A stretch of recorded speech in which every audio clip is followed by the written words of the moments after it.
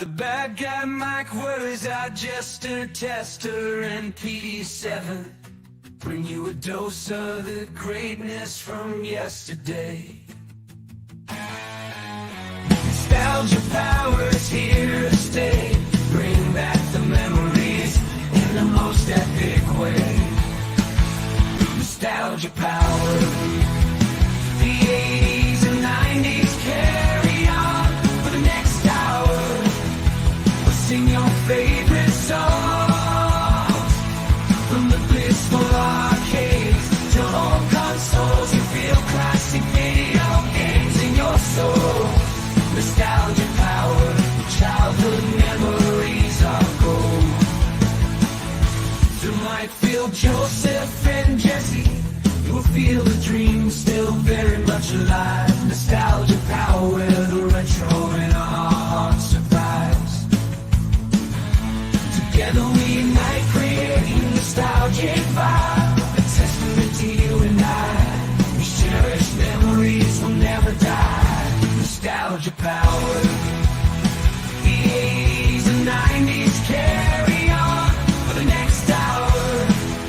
We'll sing your favorite songs from the blissful arcades to home consoles. You feel classic video games in your soul.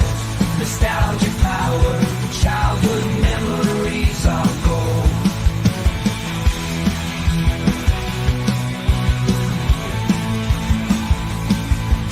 Through Mike, Phil, Joseph, and Jesse, you will feel the dream still very much alive. Nostalgia power, where the retro in our hearts survives. Together we unite, creating a nostalgia. It's our testament to you and I. These cherished memories will never die. Nostalgia power. The 80s and 90s carry on for the next hour. We'll sing your favorite songs from the blissful arcades to home consoles. You feel classic video games in your soul. Nostalgia power, childhood memories are gold.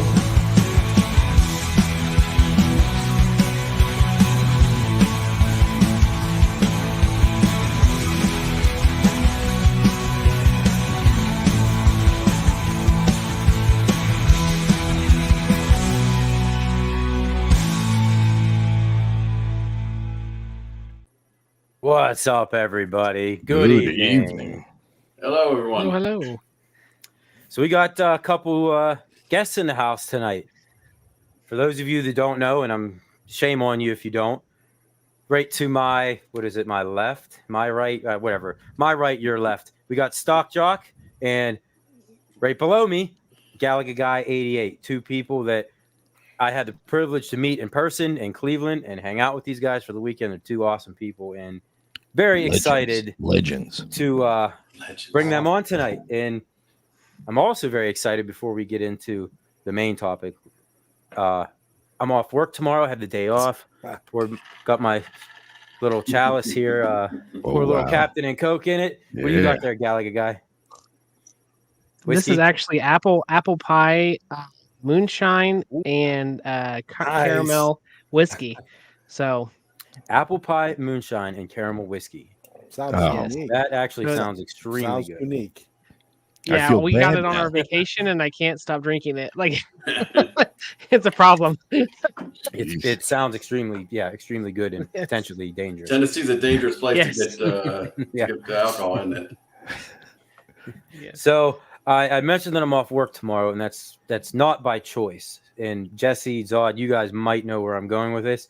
So I had a little issue over the past weekend with some honeybees, and it got so bad that I had to call a professional in because they estimate I probably have about 30 to 50,000 honeybees that have infiltrated into my house.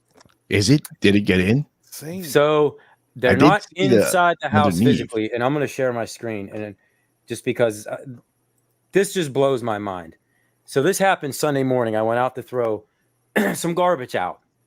And can you see this? Wow. Wow. Yeah. So I went to throw some garbage out, and there were some bees. So right here is where the brick meets the vinyl siding. They started crawling up around there, and a couple hours later, the biggest swarm of bees I've ever seen in my life was heading from the woods over to my house, and they started collecting on the sides like that. Then they clumped up, and then within the next 24 hours, they all worked their way up underneath the siding. Bee horror movie, dude. It was insane. And the crazy thing is, like, thank God they're honeybees because they're not aggressive in any way. You know, I'm like right below them getting pictures while this swarm, like bees, are hitting me in the head and everything, and they're just so hell bent on getting up in there because that's where the queen was at. But you know, I'm calling Orkin and Terminix and all these exterminators, and nobody handles honeybees. They won't kill them because you're not supposed to. So they're gonna have to pull that siding off too, right? Well, I don't know.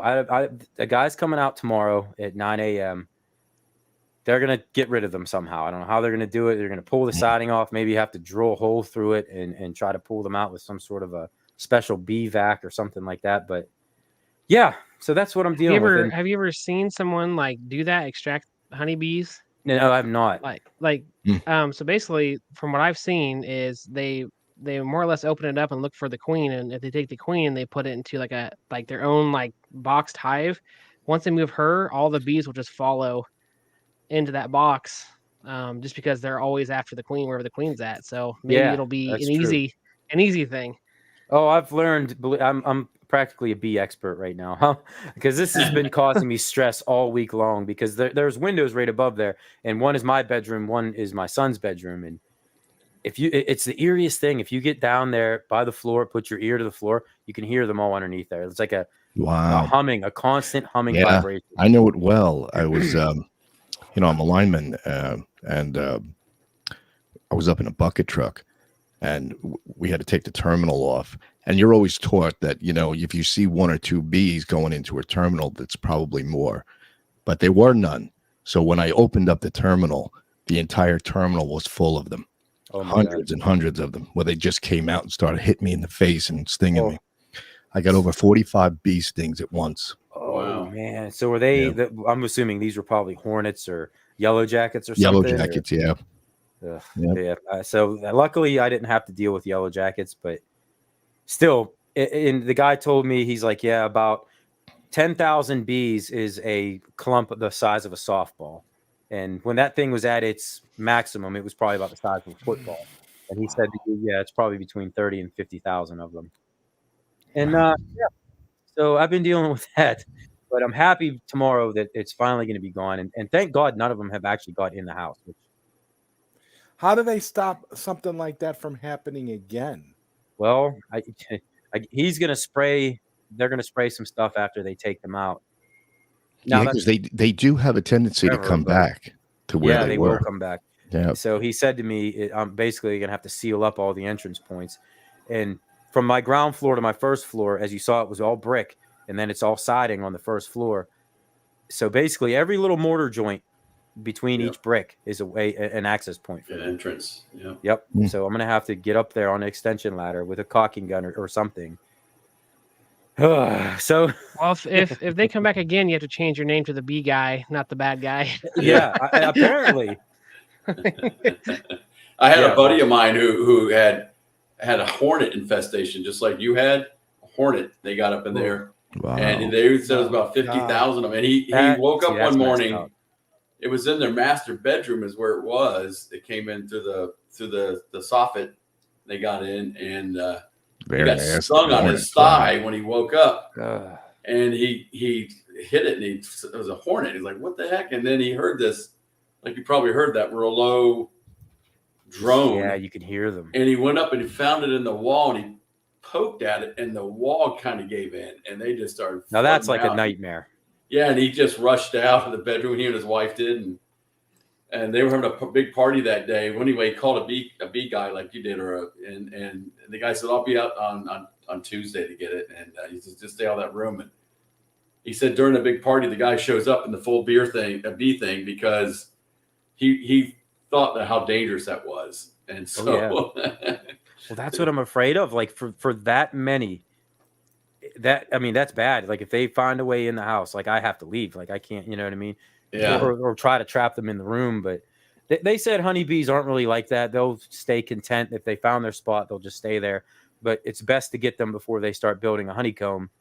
I mean, which they're doing, but before they start producing honey, because he's like, then if they do that, you got to get that out, or it'll I think attract you caught them. cockroaches. You got them at the right time. He You've said, seen them going in. you probably have a week or so before before they really start producing honey. But it's just crazy out there. There's just hundreds of them at a time, just coming in and out and in and out. And God, yeah, my wife's been gone all week. She left on last Sunday. She went to Seattle, Washington for work. So I've been here by myself with the boy all week. dealing with wow. Yeah.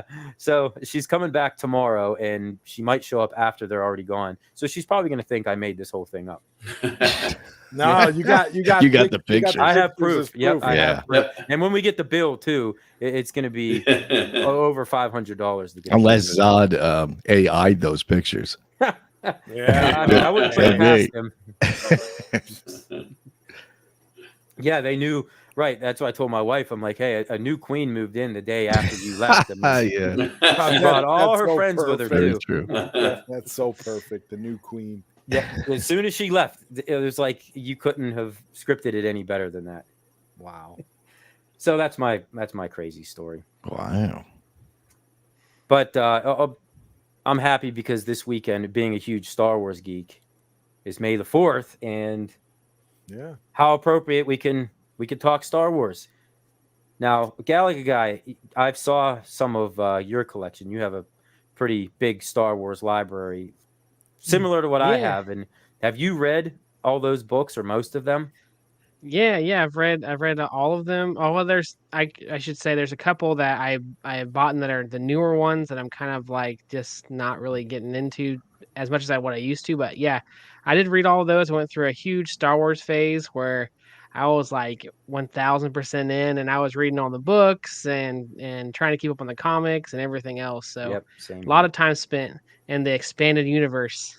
So it looked like most of your collection was the old expanded universe, and I'm guessing everybody probably knows that once Disney bought Star Wars, we retconned everything and came up with their new continuity. But so Galaga, if you had to pick one of, could you pick one of them of one of the books that you read? I'm just curious to know which would be My your favorite.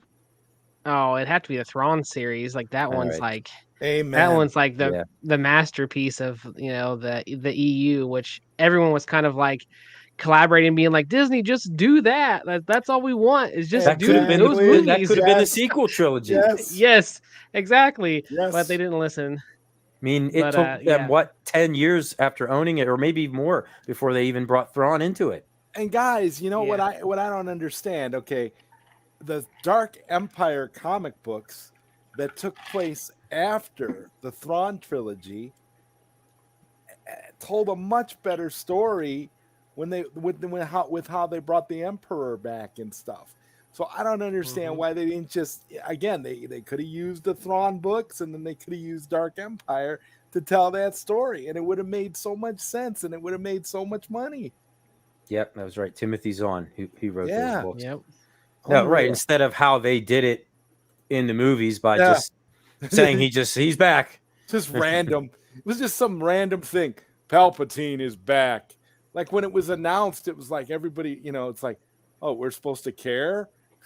Like, yep, I know. This doesn't seem forced, or like you had no idea of a plot in the grand scheme of things. So what you're saying is that they couldn't come up with anything creative to do, so they just decided to fall back and bring the Empire back in a crappy way. Every one of the new Disney movies tried to erase the one before it, and it just turned into a Stock Jock. Have you seen all of the new Disney Star Wars movies? And if you haven't, why? You've seen them all? Yeah, I've seen them all. I mean, but I'm having a really hard time. Yeah, they suck. I mean, I hate to put it like that. I just feel like there's just I saw your poll you put up there, and Ray They're is not- garbage. Ray is. Which ones do you think think? suck more, the prequels or the sequels? That's funny. I was going to put that poll question up Oh, later sorry on, about but that. no, that's okay. Forget I We'll said it. go, We'll go around. We'll go around with that one. Yeah. I mean, I would have to say I would prefer the sequels over the prequel. I'm sorry, the prequels over the I was sequels. about to say, hold on a minute. Whoa, Hold on Yeah, a second. okay. no, no, no. You redeemed yourself. Yes, yeah. Yes, because, thank you. I actually think Revenge of the Sith is a pretty good movie. Yeah, prequels It's over not bad, sequels any day of the Any week. day. Twice Any on day, all Sunday. day. I mean, Yeah. I hated on the Phantom Menace and Attack of the Clones until Disney started putting movies out, and I was like, well, by comparison, I mean, these things are masterpieces. Masterpieces by comparison. Yeah. Because they were done by George Lucas, and at least Right. had I the mean, there mag- was some corny had the dialogue, magic, and at least had the magic of George Lucas, where these movies are just soulless rehashes attempting to cash in on nostalgia, yep. which Mhm. which is not a bad thing that you're trying to cash in on nostalgia. It's just the way that they went about it. Yeah. You Right. don't do a sequel trilogy and not have one scene in the movie where you have Luke, Han, and Leia together in the movie. Yeah. How do you do that? don't And now do that. you can't. Yeah. I mean, my God, did they blow it? Yeah. I that mean, sums it up. oh, okay. Like in the like what was it? Force Awakens, the scene where they just found out that Han Solo was murdered by Kylo Bitch Boy, right? Mhm. And you see Chewbacca, and why does Chewbacca walk right past Princess Leia, but Well, Rey, Leia had to comfort Ray. I mean, she just Rey, met who's Han who Solo knows- 10 minutes ago. Yeah, Rey, who's just known Han Solo for 10 minutes and hasn't met Leia at all, is embracing her like they've been sisters for like since Yeah. the birth of the galaxy. I don't understand what's going on there. I don't understand. How did Chewbacca get slighted again? Yep. No freaking medal in A New Hope. But and then Yeah. he gets slighted. And, Han Solo dies. Han Solo is literally his best friend, right? Brutally murdered by this. Yeah. asshole, Chewbacca right? owed him a life debt. So he What probably are we felt like talking he about? failed. Yeah. Yeah. I couldn't believe it. I'm like, why are you walking past? Where are you going? Well, didn't Mark Hamill make that point that he said that Jake the series Skywalker. should have been? I mean, he should have been there for Han Solo's death, and he would have felt that it was something was wrong, and that's the way it should have went. But Right. Instead, we get that ridiculous, curmudgeon old man in The Last Jedi, and he's like, "Wait, where's Han?" Like you don't know? You're Luke Skywalker. You're the greatest You're the greatest Jedi in the Greatest. it's funny you brought that up He because would have felt that in the Force. I thought he kind of I thought Mark Hamill acted kind of. I couldn't take him in Return of the Jedi. He just, I don't know. He kind of had a bad attitude in that kind of, didn't he? In bit. Return of the Jedi, you're saying? Yeah, in Return of the Jedi, he kind of acted kind of.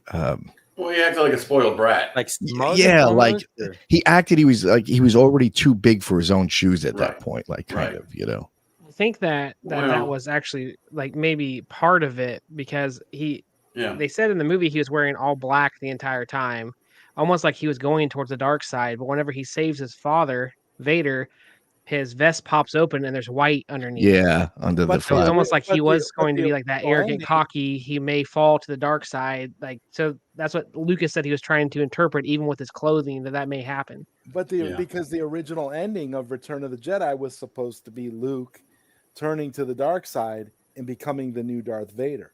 That was supposed to happen. That was the original ending that's the real reason why Luke Skywalker is wearing all black, because at the end he's supposed to take on his father's destiny. And in the Dark Empire comics, that's what happens, where he finally realizes that Palpatine is eternal and Palpatine is going to keep coming back. And the only way to defeat him is to turn to the dark side so that he can learn the secrets of the dark side and conquer the dark side. And that would have been a much better plot than what we got in the Rise of the Skywalker. Like, I don't understand, how you have all this EU material that's so great and so well written and well done, and you don't use any of it. Nope. And you're right, Game Broker. It Just was it Revenge was, of the yeah. Jedi at first, right? Mhm. Yeah, Yeah, Revenge of the What was Revenge it? of the Jedi. What did they call it on set to try and save money? Was it Blue Moon or Blue Harvest. Blue Harvest. That's what it was.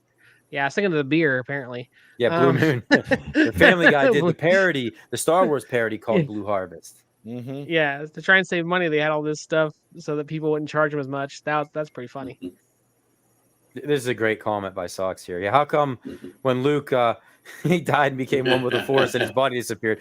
What, he just took his mechanical hand with him? I guess he took the mechanical hand. Yeah, with him shouldn't have just fell to the off. Right, I afterlife. never thought of that before. Yeah, that's a great. That's point. true. Yeah. That's a good point. They turned him into a bitter asshole basically. And even Mark Hamill said they didn't do the character right. Jake Skywalker. That's what he called him. He said Jake Skywalker. Jake Skywalker. I mean, sure, he just rolled his eyes, but again, he probably was happily you know cashing what? those big checks. I have to say this. Maybe somebody else doesn't agree with it, but Mark Hamill always seemed to be bitter to me in real life, right? I mean, he just seems like a bitter guy to me. Kind of, yeah. I don't know if that's just like especially now. I don't like know. a smart ass or just like It just seems like to me, he always seemed like he was jealous of Harrison Ford's success, and he thought maybe he should have been more of a star. I don't know. It just comes off that way to me. I don't know. You could be right, but I think Mark just wanted justice for Luke at that point because he was like, "What are you talking about?" I mean, I think we all, after seeing Luke it, was the most idealistic character in the galaxy, like positive. You know, Luke is like to Star Wars what PD7 is to Arcade 1-Up. I mean, is the heart and soul. Let's be honest here. I mean, I that's what I'm saying. If it would be almost all of a sudden, it would be like out of the blue. PD7 becomes all bitter and angry, and he has like this Rexer-like attitude towards Arcade 1-Up. It wouldn't make sense. It would be completely out of character. That's what they did to Luke Skywalker. Oh yeah, but I was talking about as far as Mark Hamill in real life. He always seemed bitter to me. Okay, yeah, I get it. Well, after what they did to him in the sequels, he deserved. I mean, because they built up in Episode 7 the whole time. You didn't see Luke the entire time, and you finally see him at the end, and she hands him that lightsaber, and he just gives you that look, and you have to wait 2 years before you find out that he just takes that lightsaber, looks at it, and throws it. You're like, but you know what the hell? We got to realize Luke was not supposed to have that disastrous ending that he had in that god awful Last Jedi movie. J.J. Abrams had a different plan for Luke. Oh, I'm sure he did. That's why when you see Luke at the end of The Force Awakens, he looks more like the Luke Skywalker that we knew. Like you would expect him to be. Just older. You can almost, it was almost like he totally fit that. If you actually look at the very end of The Force Awakens, Luke looks like an older version of Luke from A New Hope, right? You see that at the end, and it's supposed to mirror, that kind of scenario. But then when you see him if you notice, you see him in the Last Jedi, he looks all, curmudgeon-y and just like whatever, I don't care. It's like an a-hole. Like I don't even think if me and Jesse were in the Star Wars universe, I don't even think we would like that Luke Skywalker. We'd hate him too. Like, no, yeah, I agree. Yeah, they played him off terrible in that. It was just not, the character that he was going to be at that point. But I don't know if anybody ever picked up on that, the difference between how he looked at the end of The Force Awakens versus how he looked and turned out in the next movie afterwards. Hey, by the way, we have a lurker here, and going back to Zod's thing about PD7 and going to the dark side. He said if we did a movie on that, it would be PD7 threw his Tron cap off the cliff. That's exactly what it is. True. He finally got that at the end of Episode 7. He gets his right. Tron. He got that and then Tron. the next thing in Episode 8, he just pushes it right off. Pushes it off the cliff. Yeah. That's from I got a lurker on here, and he's texting me this crap. If you can imagine who it is. Oh yeah, I think I know. No, Kevin, I did not. There's a bit of a backstory behind that right now, and I'm not going to get into it right now. We'll just say me and YouTube are not seeing eye to eye. So, whenever I went and saw the first of the sequels? It's not the Last Jedi. It's the Force Awakens. Force Awakens. Yeah, so I saw that one first, and then I went and saw it with my brother and sister. And before we walked in the theater, I said, some actors, whenever they come back after years of being out of the character's role, like they can't quite pull it off. But I'm telling you, Mark Hamill, he just nails it when it comes to Luke Skywalker. So they anticipated the whole movie. Yeah. I mean, the 30 seconds he was on screen, he nailed it. And then it ended, and they looked at me like, "That was it." And I'm like, "Yeah, didn't you see? Nailed it!" Like he looked perfect. Like I said, they captured him. They captured him perfect as to how you would actually picture an older Luke Skywalker. He looked wise, he looked seasoned, and he looked ready to go. But he didn't look like an old bitter bastard like he was in the next movie after. Who directed The Last Jedi? And I can't think Ryan Johnson. Oh, that's right. We call him Ruin Johnson. He ruined Star Wars. So yep. And then what? They brought J.J. Abrams back to try to salvage it. And J.J. Abrams had a thankless job because he had to come in and try to patch. I mean, it makes you wonder. Like, was that his vision of Episode 9 from the get-go? And he just didn't have Episode 8 to fill in the pieces, so it just looks like three totally separate movies that barely relate to each other. No. I mean, think about it. You have this bad guy, and some dude just kills him off. Yeah, like they built him up. They built him up to be this supreme being, and he dead.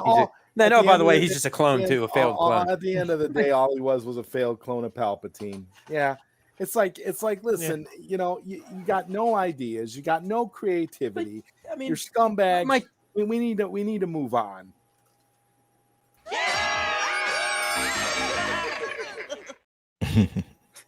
Yeah, like a bunch of elementary school kids could have wrote a better script.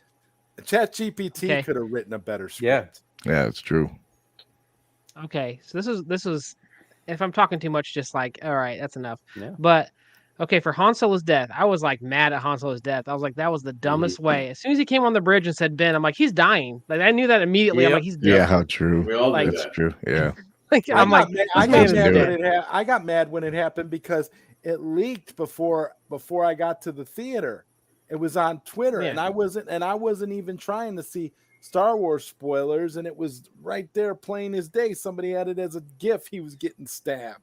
Well, to be honest, even if they didn't have that in the script, I think Harrison Ford would have taken the saber and killed himself because he wanted to kill himself in that movie from the beginning. Yeah, he hated Star Wars. He hated it. We all okay, know. so imagine that scene on the bridge didn't happen. That somehow they still talked, but let's say Chewie shot, and then like they split up, and then they still end up back in the woods, and Kylo's hurt and he's confused and he's trying to fight this wicked like Jedi lady now that has come out of nowhere and somehow can like best him in lightsaber fights.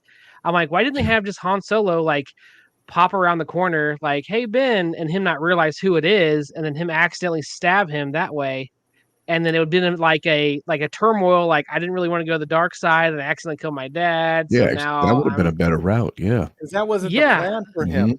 Kylo Ren. This is what they don't tell us, but this is the truth. Kylo Ren had no redemption arc. He was supposed to be evil and maniacal the whole way through.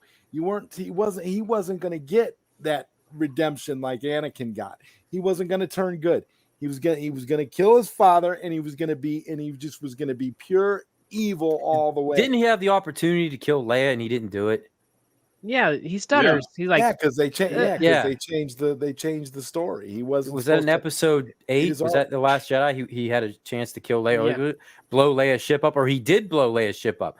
And the scene where she went floating through space? He stutters. I think someone else flies in and does it. No, maybe that's what it was. Yeah, I think that's what happened. Yeah, and then she floats through space.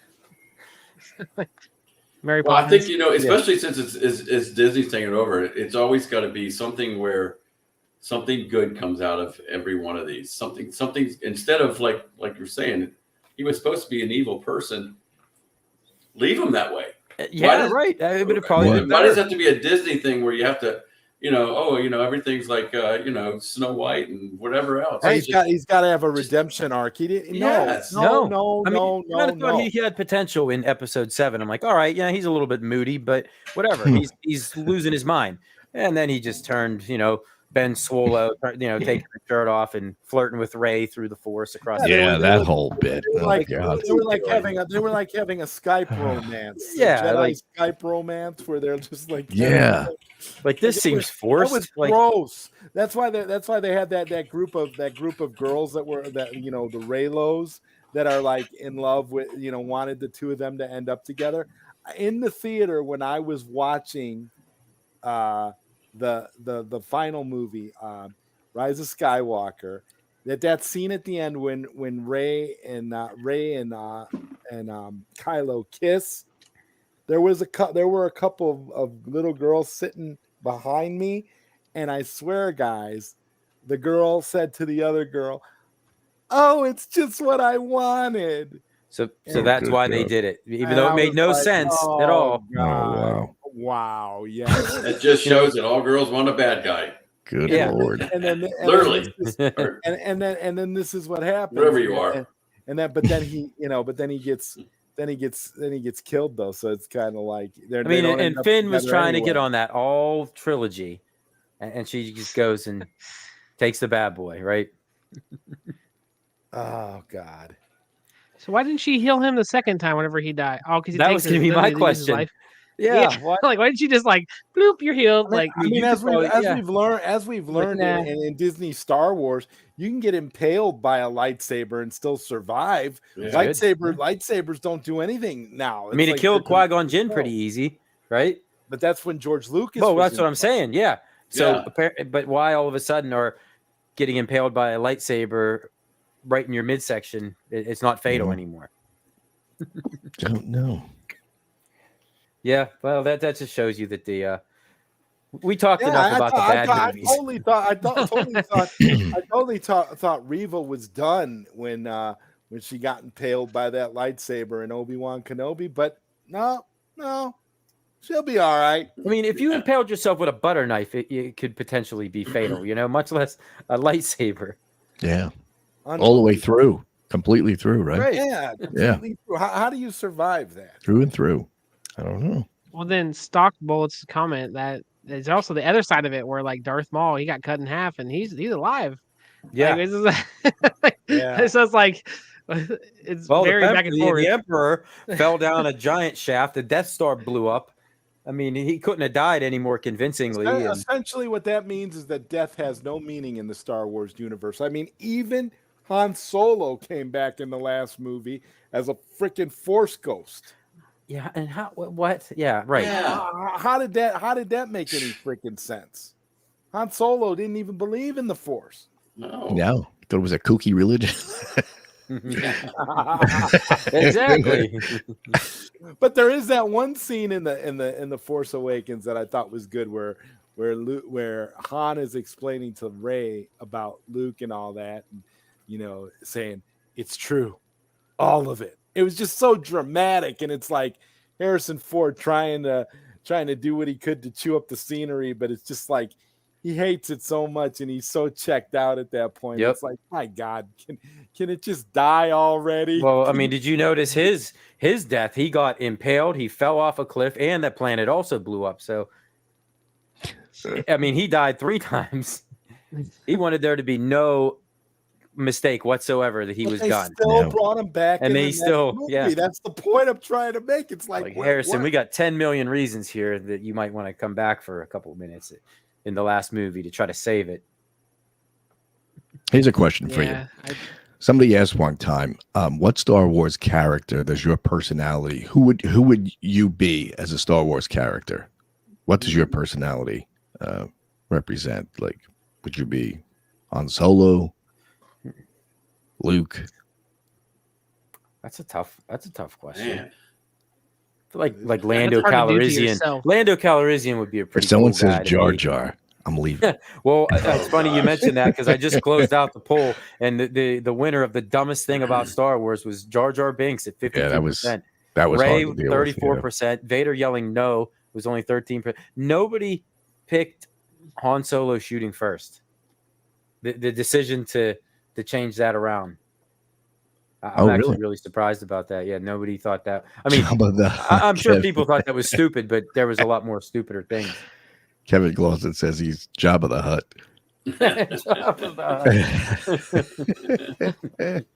Oh, he must be some sort of crime boss. I'm assuming that's what he means. Yeah. It sounds like that. And he keeps women in bikinis. Chained up. Hey, Wait a minute. So maybe that's not such a bad thing to be. Yeah, maybe not. Yeah. I'm also Jabba the Hutt. No, Yeah, I didn't think of that one. So I'm going to put up a new poll. I would have to say for me, my personality would be like Ray because, every time that I turn around, I'm just better and better every second. It doesn't even matter what I'm doing. And you don't even have to try either. You don't need to try. That's Everything's cool. I don't have to You're try. getting invited on every show there is. You are great. you're the bestest ever. I'm kidding. I know I really like It's a Han hard Solo. question, though. If I could be somebody, if it's like, hey, like you could choose any, like I would choose the Han Solo, the regretful hero, that gritty guy. That's who I'd want to be if I could be someone. But I don't know who I actually am. No, you'd have to have, I think, somebody else answer that for you because I think it's hard to just, know your personality. I don't know. Hey, Rich. Yeah. But I'm kind of cranky, so could be Harrison Ford. I could see you as a Harrison Ford. Yeah, cranky. Yeah. Cranky, a lot of attitude. A lot of attitude, yeah. I'll be Chewbacca with you, Jesse. There you go. You We almost could do a have lot of enough damage there. together. So, I know we could, bro. When drinking, I talk like Jabba. Oh God. Hey, there's the missus. There we go. Burger time. I don't know why she's rolling her eyes. Woo. She's like, you're streaming again? I've got the lurker over here saying that he thinks Jessie would be a great Princess Leia, and Galaga Guy 88 was supposed to be the chosen one. That's our lurker, by the way. The lurker, he shall remain nameless. Lurker. The lurker. right. It says I could be the guy at the diner. It's like, I mean, no saber dart. Excellent. So then I But guess if you- we're probably... Oh, Go go ahead. ahead. No, I go was ahead. gonna say if you've watched the first 6 movies and you're like, hey, I want something better, just go get like the audiobooks of the Thrawn series and just listen to it and be like, this is amazing, and then stop. Like don't go watch the sequels. No. Galaga Guy. Then get the audio. Then go get the audio version of Dark Empire. It's fully dramatized. Yeah.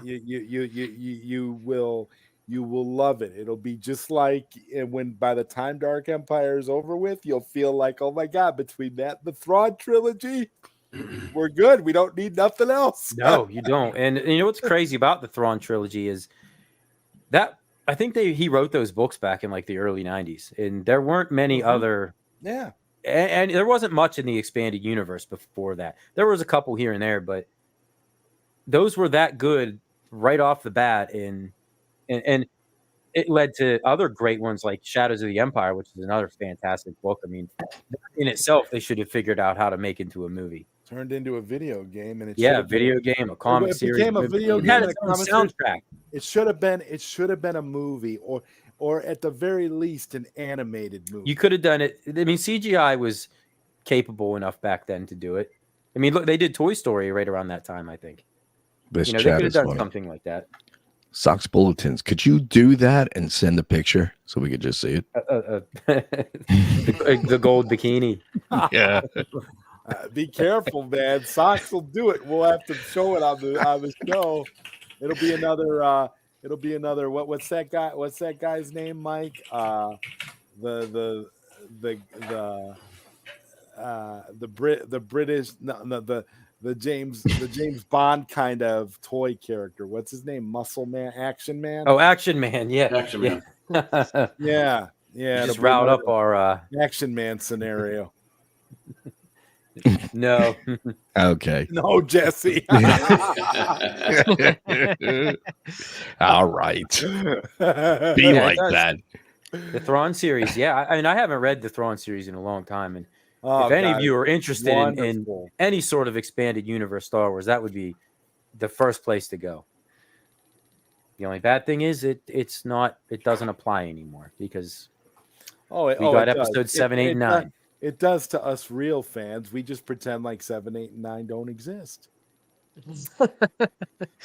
Yep, 7, 8, and 9 is not canon, but all that other stuff we just talked about is. And they butchered it with the movie. I mean, Rogue One. I don't know about you guys. I think that I actually I like that movie. Yeah, I don't mind it. Rogue One was a good movie. Rogue One is the one movie bright spot from Disney, but that's only because it had a very competent director in Gareth Edwards, and then you had Gilroy on board doing some stuff for it, and then he turned around and did Andor, which is a very surprisingly brilliant Star Wars series. So I think with Rogue One we just it was one of those things, a broken clock is right twice a day. Felicity Jones wasn't bad to look at either. No, it was right. It's all right. and they I liked it how they didn't tone down the violence in that movie at all. Like they just went all in on it. I mean, there was some pretty graphic fighting scenes where stormtroopers are getting blown up everywhere. I mean, nothing gory or anything, of course. Right. But Vader just slashing through people, stabbing people through the chest. I mean, he killed that guy, but the unnamed rebel soldier.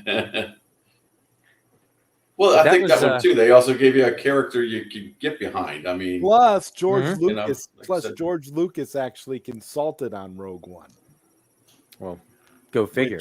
Which I mean, it makes sense. Yeah, because didn't they say he was a consultant or in 7, 8, and 9, but they basically didn't use any of his ideas, or they just ideas. No, because what they did was just much better. There's rumors that there's actually a George Lucas cut of episode 9 where George Lucas came in and actually helped facilitate reshoots for the ending of Rise of Skywalker, and it's a completely different ending and sets up a completely different outcome for the storyline.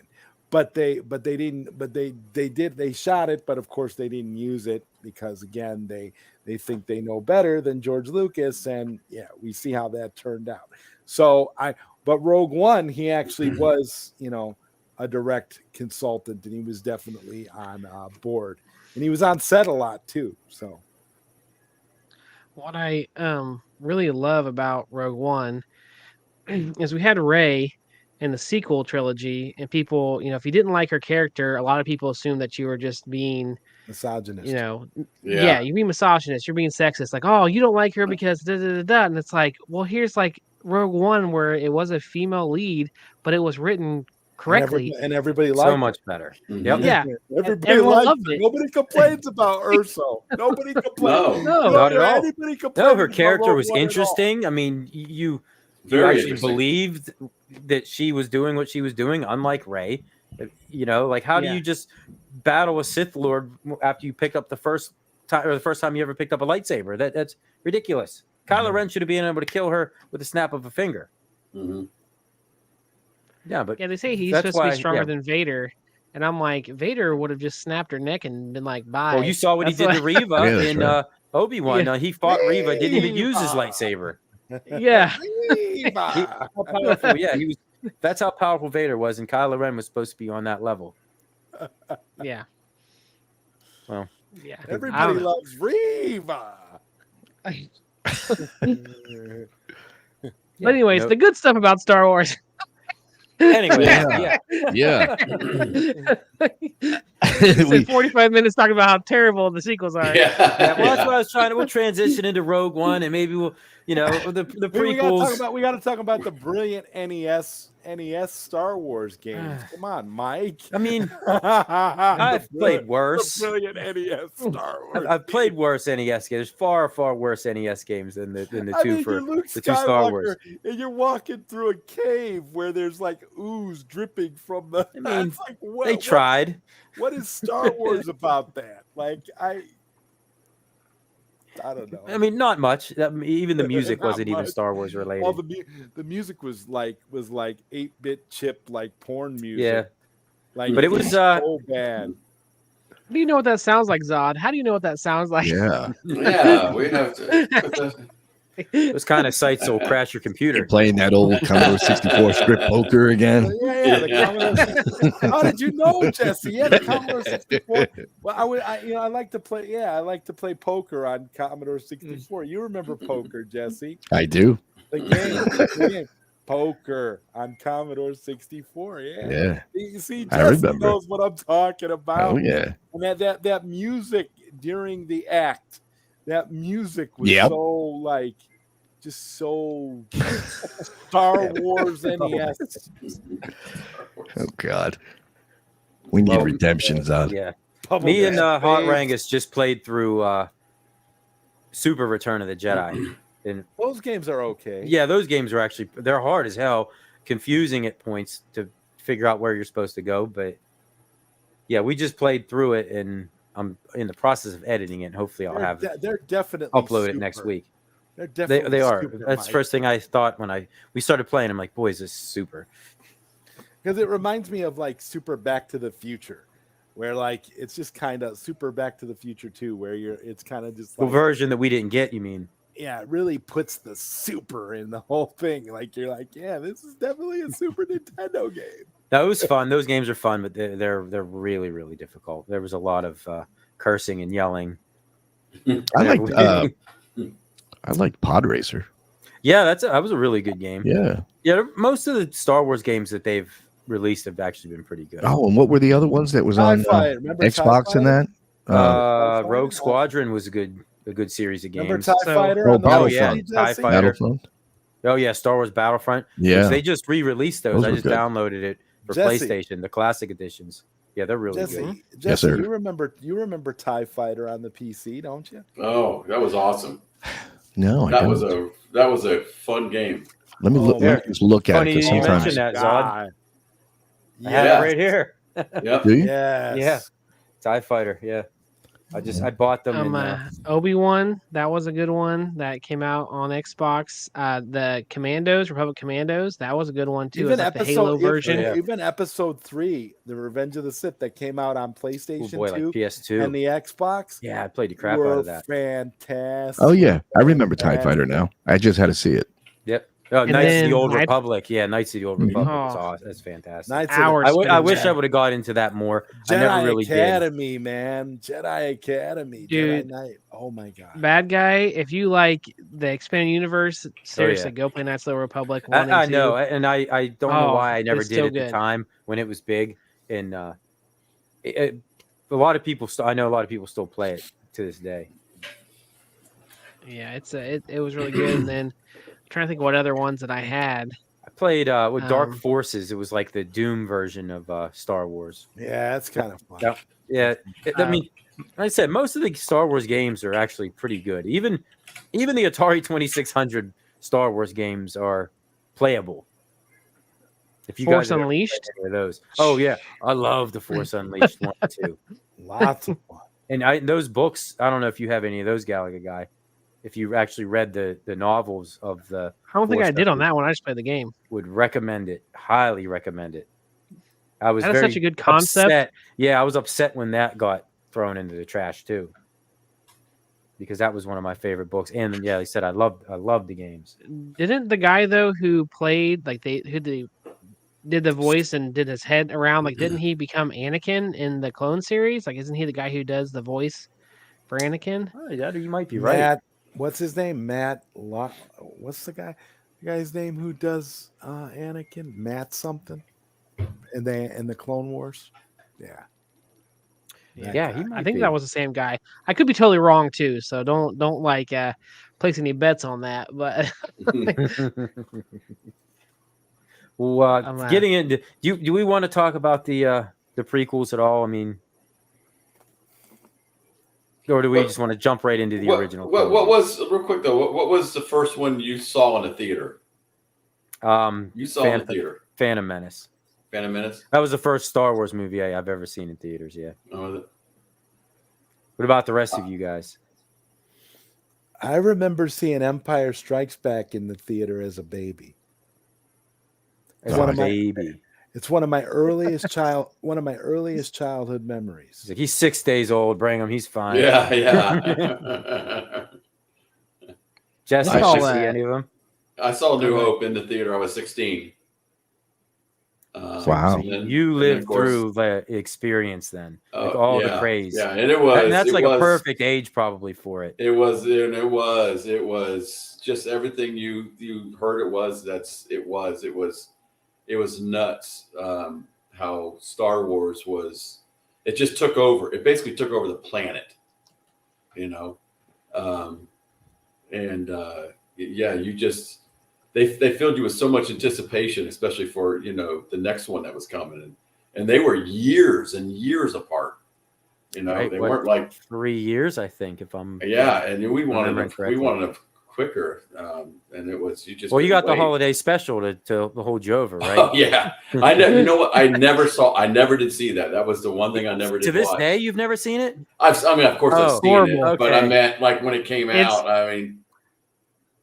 Dude, horrible. I would watch the holiday special before I would probably watch any of the Disney sequels. And I think I saw Empire Strikes Back. I think I saw that. Remember when we talked about it, guys? That look that Harrison Ford had on his face, just the utter disgust of him. Well, I think it was while Carrie Fisher was singing or something like that. He just stands there and he just has that "somebody shoot me" look right on his face. Right, like at that point, if somebody actually shot him, he probably would have been happy. Thank you. Like, where is Kylo Ren at to stab me and push me off this cliff right now? Yeah, we might have tried to watch it. That. Oh, it's so cringy. It's so terrible. I got to the part where one of the oh my gosh, Onkeshi Wookiees. One of the little Wookiee was watching some girl on his thing like dance, and I was like, all right, I'm done. It was Wookiee VR. Yeah. I was like, I'm done. I just ain't worth it, dude. This is painful. Like the first 10 minutes of that movie was just Wookiees having conversations with no subtitles at all. It was just Wookiees grunting and running around. And like, we're supposed to know. As Star Wars nerds, we're supposed to know. We're supposed to understand that language, guys. Are you kidding me? Like, I mean, I could get like 2 or 3 minutes, maybe. You could like, okay, fine. But it went on for a long time. And it's like, what is it? What's the rest of this? And then there was that weird cooking segment with I can't think of who the hell was the chef. Oh, it was a man dressed like a woman, like 6 arms. Oh, yeah. The guy from Carol Burnett. Yeah, that's who it is. And like, why can't I? Harvey something. Corman. Harvey Corman. Harvey Corman. And then Art Carney was in there. Yeah, Art Carney. B. Arthur was the bartender. There was way too much singing in that movie. Did you guys know Robin Williams was supposed to be in it? Was he? I don't know if I did know that. He was on the set to be in it, and they decided not to use him. And then right after that, he ended up blowing up. Mork and Mindy. Yeah. Boy, would that have been something to see him as like an unknown in that movie. I wonder what his role would have been. As far as like the prequels go, like in general, like I loved the prequels whenever I was a kid whenever those. I was real into them. Yeah, I was real into them. And looking back, I don't know how well, like the Phantom Menace was it got too much into a political thing. And I think that turned away kids, but they saved themselves at the end because I think Obi-Wan and Qui-Gon Jinn fighting Darth Maul, probably the best lightsaber battle scene in the entire franchise that happened on big screen. Yeah. Everybody loved Darth Maul. Yep. And I couldn't get into it because I just couldn't believe that you had this kid kind of. I mean, we all knew he was going to grow up to be, but the Anakin. It's unbelievable the stuff they made him do. Yep, the little 8-year-old Anakin flying the ship, and How about Yeah. how about the deleted scenes when he's beating up little Guido, the Yeah. little the little green guy that Han Yep. Solo shoots at the in A New Hope. That was so funny. They show him getting into a fight, and they just show little Anakin raging out, beating the green dude to death. Like what? Like, okay, yeah, you needed to leave that scene in the movie to show that the kid has an anger problem. Yeah. I think what really killed at least the first two movies was the extreme overuse of CGI that has not aged well at all. Yeah. And you go back, I mean, it looks like a PlayStation 2 cutscene. Some of these, maybe at the time it was as good as they can get it. I watched a documentary regarding that, and the guys that were in charge of doing that CGI, they explained why it didn't hold up and why they did the way they did it. Those background characters, they didn't put much time and effort into it because I forget what they said, the money got cut or something like that. So they kind of just, but because if you notice, the background characters look worse than, what was the other two guys that I forget now. But to your point, there's the foreground characters had the details but even they really, I know CGI just didn't hold. I mean, and they used it so much, like the entire movie. Even the clone troopers were all CGI. Like you could have probably had a couple hundred guys in stormtrooper armor, and recycled that image. Yeah. Well, so to be honest with you, any CGI just, I don't know, comes right out to me. And you just can tell. Even Rogue One, when Jesse's got eyes for that CGI. Well, when they brought Tarkin back and they Leia, they brought her in the very end of Rogue One. Like even that didn't look. I mean, it looked okay. You know what I'm talking about? Whenever they like Moff Tarkin, they had him in the movie. Yes. You can kind of tell the whole time. Yeah, you could. I mean, I was pretty geeked to see Tarkin get an expanded role in a movie. That was pretty cool. I mean, coming forward even to the Avengers, you can tell what's CGI. Mm-hmm. You can just see it. And AI as good as it is. Jesse either, because Jesse's got the keen eye. Hey, what's up, Serge? Well, there's one scene that always bothered me was whenever Anakin and Obi-Wan in the second movie are in that taxi and they're driving around the city, and they're trying to find this bounty hunter. Yeah. And for some reason, there's one scene where like they just break, and I don't know why they couldn't just film them breaking in front of a green screen, but instead they decided to CGI the whole thing. And Obi-Wan, back of his head, like it looks like a porcupine. And you can see his skull and everything. I'm just like, why did you do that? Like, you couldn't have just filmed them like acting like they're breaking for 2 seconds. Like, I don't know why you did that. But yeah, they had some issues with the CGI. Yeah. You know what my wife says all the time? She said, everything I watch, like I'll always watch the background. I'll watch background characters and all this. And she said, why do you keep your attention on the background? I don't know. It's just something I always did, Yeah. Gotta stay one step ahead of them. Yeah, I'm always looking for mistakes and stuff. Yeah, keep watching, keep your eye out. Somebody made the comment earlier, and I think it was Kevin, about in episode 4, A New Hope, the stormtrooper. I'm sure everybody knows the stormtrooper that whacked his head off the door whenever he was walking into the control room. That they kept in the movie. I mean, originally I think it slipped the cut. I don't think they caught it, but once it became like it kind of infamous in a way. They could have edited it out, but they didn't. Yep. Did you see the memes where they thought that was Snoke because he hit his head exactly where that I think scar was? Kevin may have hinted towards that in his comment too. Like Snoke had his skull was caved in that one spot. And yes, and people were right. Who's that stormtrooper? Oh my god. But at the time, that would have probably been a cooler a connection than what he ended up being. Would have been a much cooler backstory. Yes. Yeah, or like there was rumors, he's Mace Windu, or something like that. And I mean, at least that would have been something. not to get on the bandwagon again of like how bad the sequels are, but Finn's story was so interesting that they just totally destroyed, because it was like a stormtrooper that was taken as a Right. child that was now in this scenario where he didn't Sure. enjoy what he was trying to do, and he's trying to figure a way out of it. Like, that's such an interesting story that they kind of flopped too. So I don't know. I just want And what did Finn do in episode 8 and 9? Like, you could have wrote Yeah. him out of the movies and it would not have changed a single thing. Right. Like, that's No. All he did was yell Ray a bunch of times. That's it. And then Ray shafted him at the end and went for Kylo. Yeah. Didn't he become kind of bitter? Ray. Like, didn't he kind of become bitter in real life that he was kind of Yeah. Oh yeah. pushed out of everything? Like, Yeah, he was talking mad crap about Disney. He was really Yeah. upset. Yeah, man. I mean, And then Yeah. he was like, "Oh, Disney, it stunk there. Like, I hated it." And then later on, he was like, "I'd come back." Like, come back. like he's like, my money's gone. yeah, Yeah. I haven't landed any Boyega big gone. roles. I guess I'll come back, guys. Let's make another one. Yeah, Somebody John will Watts say- wants that Star Wars money.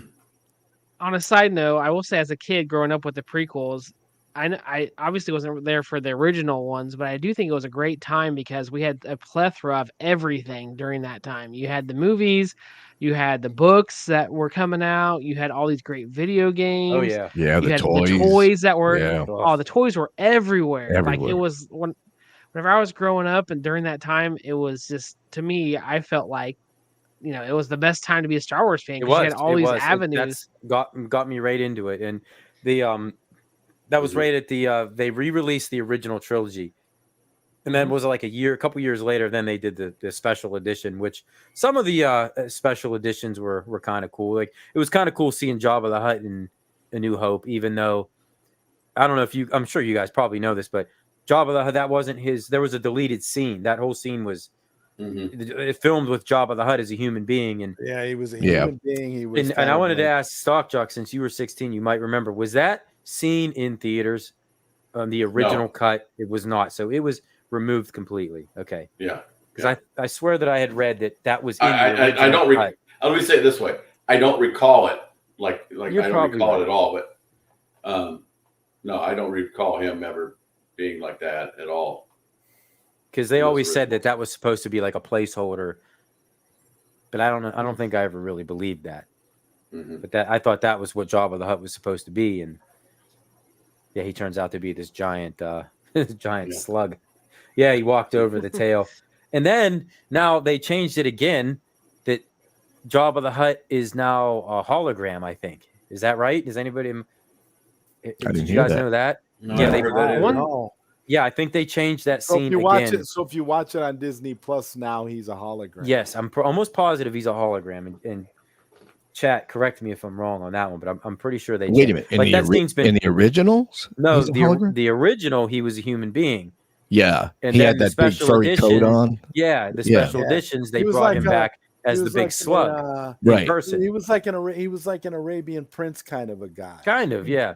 All right, so they did. Yeah. So now the newest re-release, I don't know, we're on like volume 30 right now. Yeah, he's now a hologram because again, it was just bad CGI that just looked crap and didn't hold up at all. So how do you guys feel about that? Like, whenever they take the original Star Wars and they decide to add in all these, CGI and this extra scene here and there, and they do this and that. Like, That's how why. do you guys feel about that? That's why the despecialized editions exist, because the despecialized editions give you the best approximations of what the original theatrical cuts were in the highest quality possible. Well, I have the Something like first laser disc of The New Hope when that came out, and that was even changed from the original screening, but it was still what I remembered seeing in the theater as a new. But then I just learned not too long ago that they changed the laser disc version. Yeah, the Laserdisc version had the New Hope title added to the. Oh yeah, because right, opening it originally- was just But- Star but if Wars, you and get that's the- It was it. Star Wars. No but if you episode number, no anything, right? But Nope. if you get the Nope. but if you get the Star Wars. if you get the despecialized edition, it doesn't have doesn't have that. It's just Star Wars. Yeah, they were just minor changes because the lightsabers still look the same that they did in the theaters. You know, that reflective tape look kind of. Yeah. Yeah, the blue. I was gonna say, I just remember that Yeah.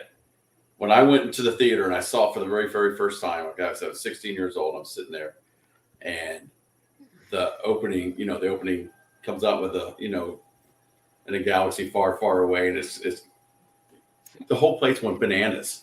Like they just thought that was the coolest thing ever. That opening, where it's just going off into space.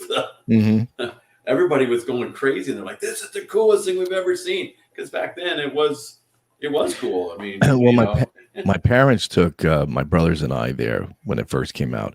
And my mother, she told me the story after not too long ago. She said, when I brought you kids there to see that, I thought I was going to be bored the whole time. I thought it was just going to be a horrible kids movie, but she wound up loving it more than anybody.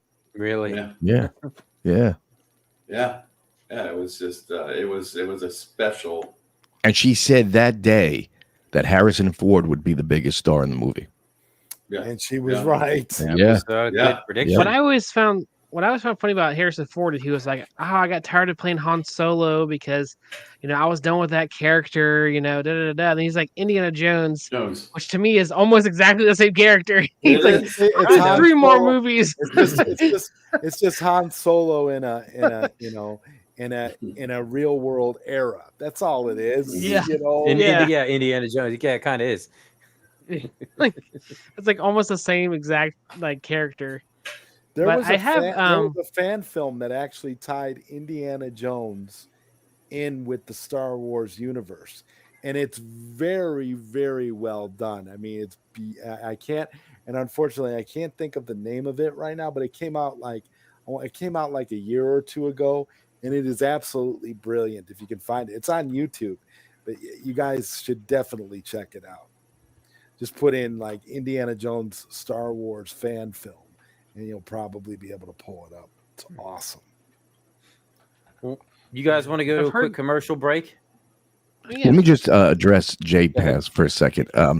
That's actually a cool story. Sometime on another show, I'll tell you about when we got the Laserdisc machine. It was an entire story in itself. So I'll leave you with that. Sometime next time, I'll tell you about that. Yeah, let's go to a quick commercial. 2 minutes, All right. 44 seconds long, and we'll be right back. And now, this message.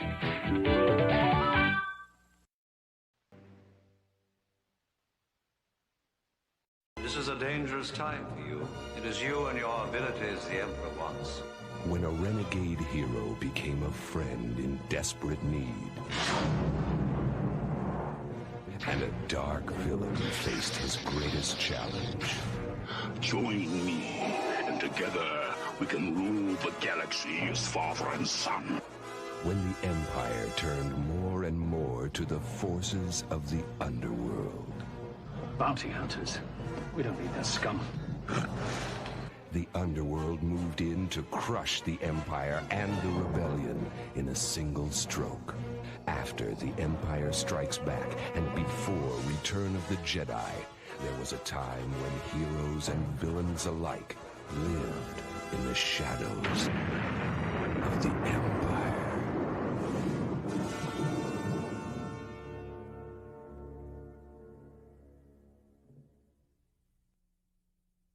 Hey everybody, you are watching the All Things Star Wars episode of Nostalgia Power, featuring the bad guy Mike Worley, Jester Tester, Zod Rider, and PD7. May the Force be with you, I guess. Listen, there is a reason I wanted to be killed off back in 1983. Star Wars is freaking ridiculous.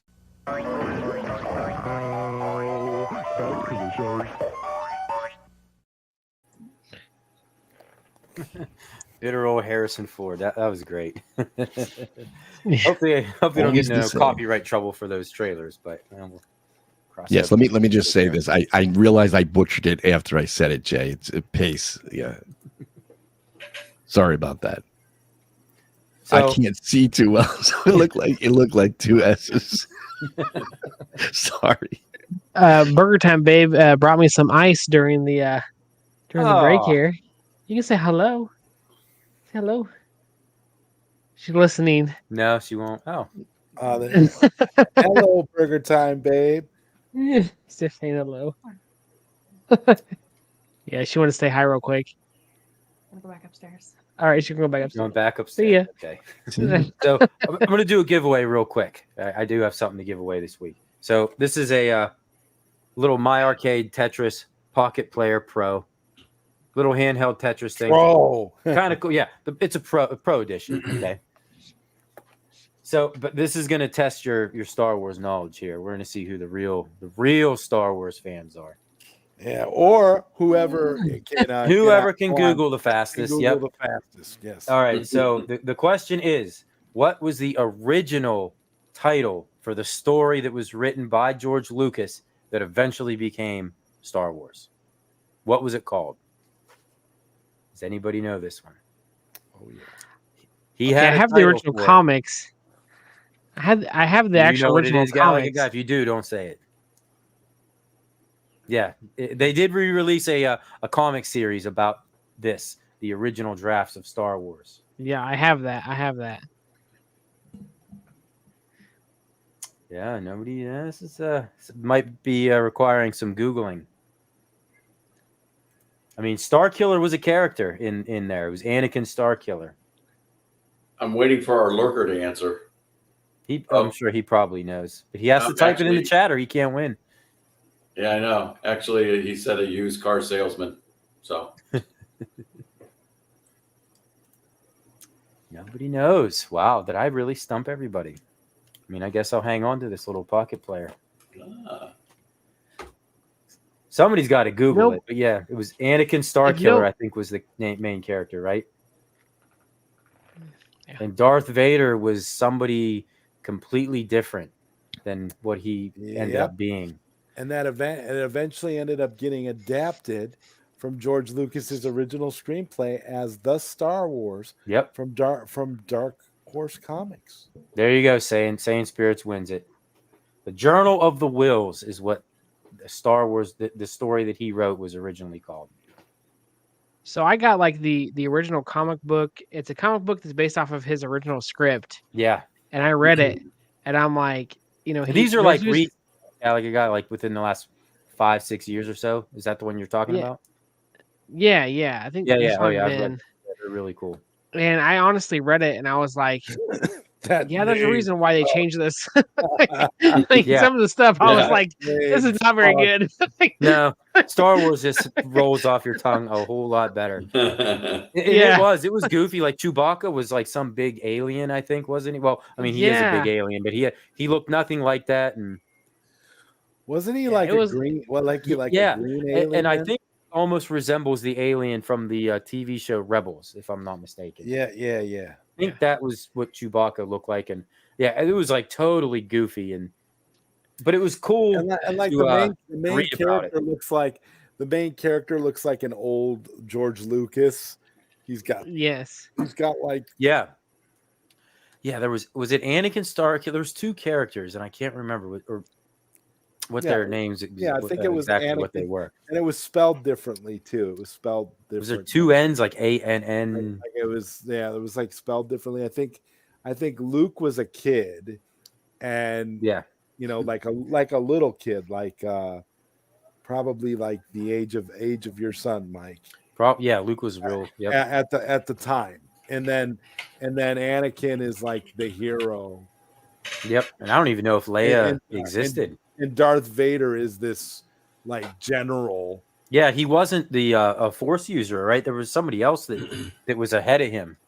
Yeah, it was an interesting story. It makes you wonder like how they took that and got how they turned it into Star Wars. There were a ton of drafts, and thank God for George Lucas's first wife, because she's the editor that went in there and edited Star Wars to make it what we know it as. So. Well, I'm just saying, if they would have went with that, I don't think it would have been near as popular as what it was. It was not very, to me, at least personally. Journey of the Wills. Journey of the Wills sounds like an offshoot of that other series from Jim Henson, Dark Crystal. Sounds like an offshoot of that. Like, so you kind of have like the Muppets, Fraggle Rock, Dark Crystal, and Journey of the Wills. So you know it kind of fits in. So I'm seeing a bunch of like puppets and Muppets and that kind of stuff. Yeah. Sure would have been hard to do a bunch of sequels on a name like that too. Yeah, right. Well, even like, you know, speaking of, like, obviously Star Wars has been being changed. It's been changed since like day one, but from A New Hope to Empire Strikes Back, basically the whole backstory was rewritten, which I don't know if you guys knew that. Yeah, which you probably did, but like Anakin Skywalker and Darth Vader during the filming of The New Hope were two separate people. That's why when Obi-Wan Kenobi and Darth Vader are fighting, they meet each other. He refers to him as Darth because that was his name. Like, that was Darth Vader, the Dark Lord of the Sith. Darth was not a title; it was his actual name. You know, Luke and Leia weren't brother and sister. Like, none of that part of the backstory. It didn't exist. That wasn't how the direction he was going to go. I think it was into production of Empire Strikes Back he actually decided to make that change, and that's why it was like so shocking at the time. But now, Stock Chalk, you saw A New Hope in theaters. Did you see? Oh, you see all three of them in theaters?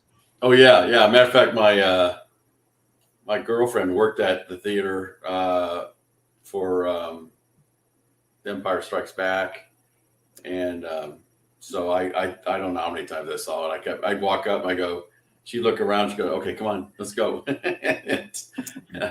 I'd go in and watch it. And she got you in for free multiple times. Yeah, all the time. And then I think another time I saw it, I actually saw it at a drive-in. Wow, that would have been something. Yeah.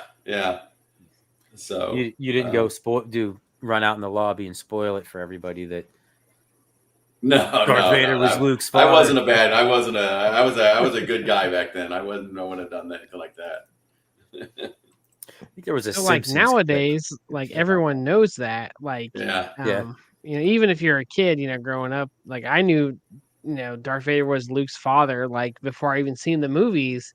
But back then, was it like kept secret until people saw the movie, or did? Well, typically, you went with your friends anyway, you know, so you didn't go. Like I remember because I was 16, I didn't go with my parents. They wouldn't have gone anyway. So you just went with your friends, and so there was no spilling the beans, you know. So it wasn't like there was, obviously no internet back then, so you couldn't get on there. I was just going to say that. Get any spoilers? Your word wouldn't go too far anyway. So. And so they were right. There was no spoilers for anything back then. Yeah. So when you saw it, there was, you had no idea what was going to happen in anything, and that's what was so great about it back then.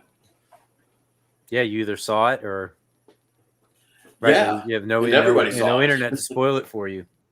Yeah, exactly. Yeah, I was a couple days late watching episode 7, and I read too much online, and I knew the whole plot of the movie before I went to go see it. Yeah, as our lurker said, you used to go to the movies back then with girls, right? And except for Star Wars, you didn't, because they didn't care about that stuff. That was probably you and your buddies went to go see that. Yeah, and my girlfriend did. She let me in free. She didn't even want to go and watch it, So what's the best of the originals then? So Stock Jock, we'll start with you. What do you think? What's your favorite of the three of the originals? Empire Strikes Back, I think. Empire. Yeah. Gallagher guy, what do you think?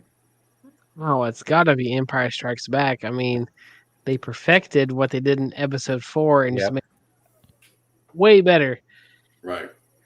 Yeah, everybody's saying Jesse's odd. I think we've talked about it before, but what do you guys say? I agree.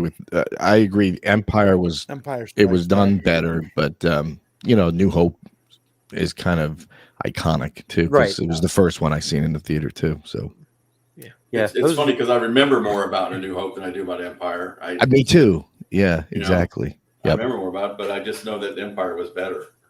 Yeah, as a movie, it was better. Right. Mm-hmm.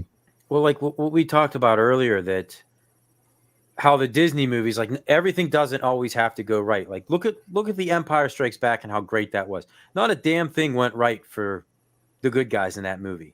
Right. Like everything that could have went wrong, and it's widely regarded as the best Star Wars movie and one of the best of all time. And that's probably why, by the way.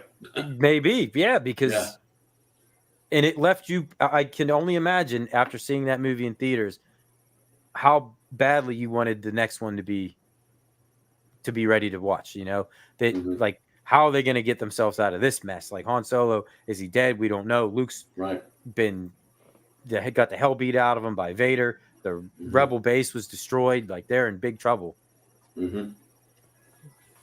Yeah. Yeah, I guess that's true. The bad guys won, and Empire Strikes Back. It's right in the title. Yeah, the Battle of Hoth. Yeah, that was. None of that was CGI, and funny how that holds up better than. We talked about like the prequels. You know? Who did that again? Phil Tippett, right? He did the stop motion animation, I believe. Yeah. Oh. Yeah. I remember watching it. I think it's in one of the extra discs you get with the Empire or all the Star Wars movies. You always get like an extra disc of all this extra stuff. But they had like even like Mark Hamill whenever he like falls over in the snow. Like they said, like they were all in a hotel and there was a blizzard happening, and they're like, "Hey, Mark, like go out in there in your costume and like pretend to fall over." So yeah, they were literally like everything right outside the door, right when it was snowing. Yeah, they were filming right there.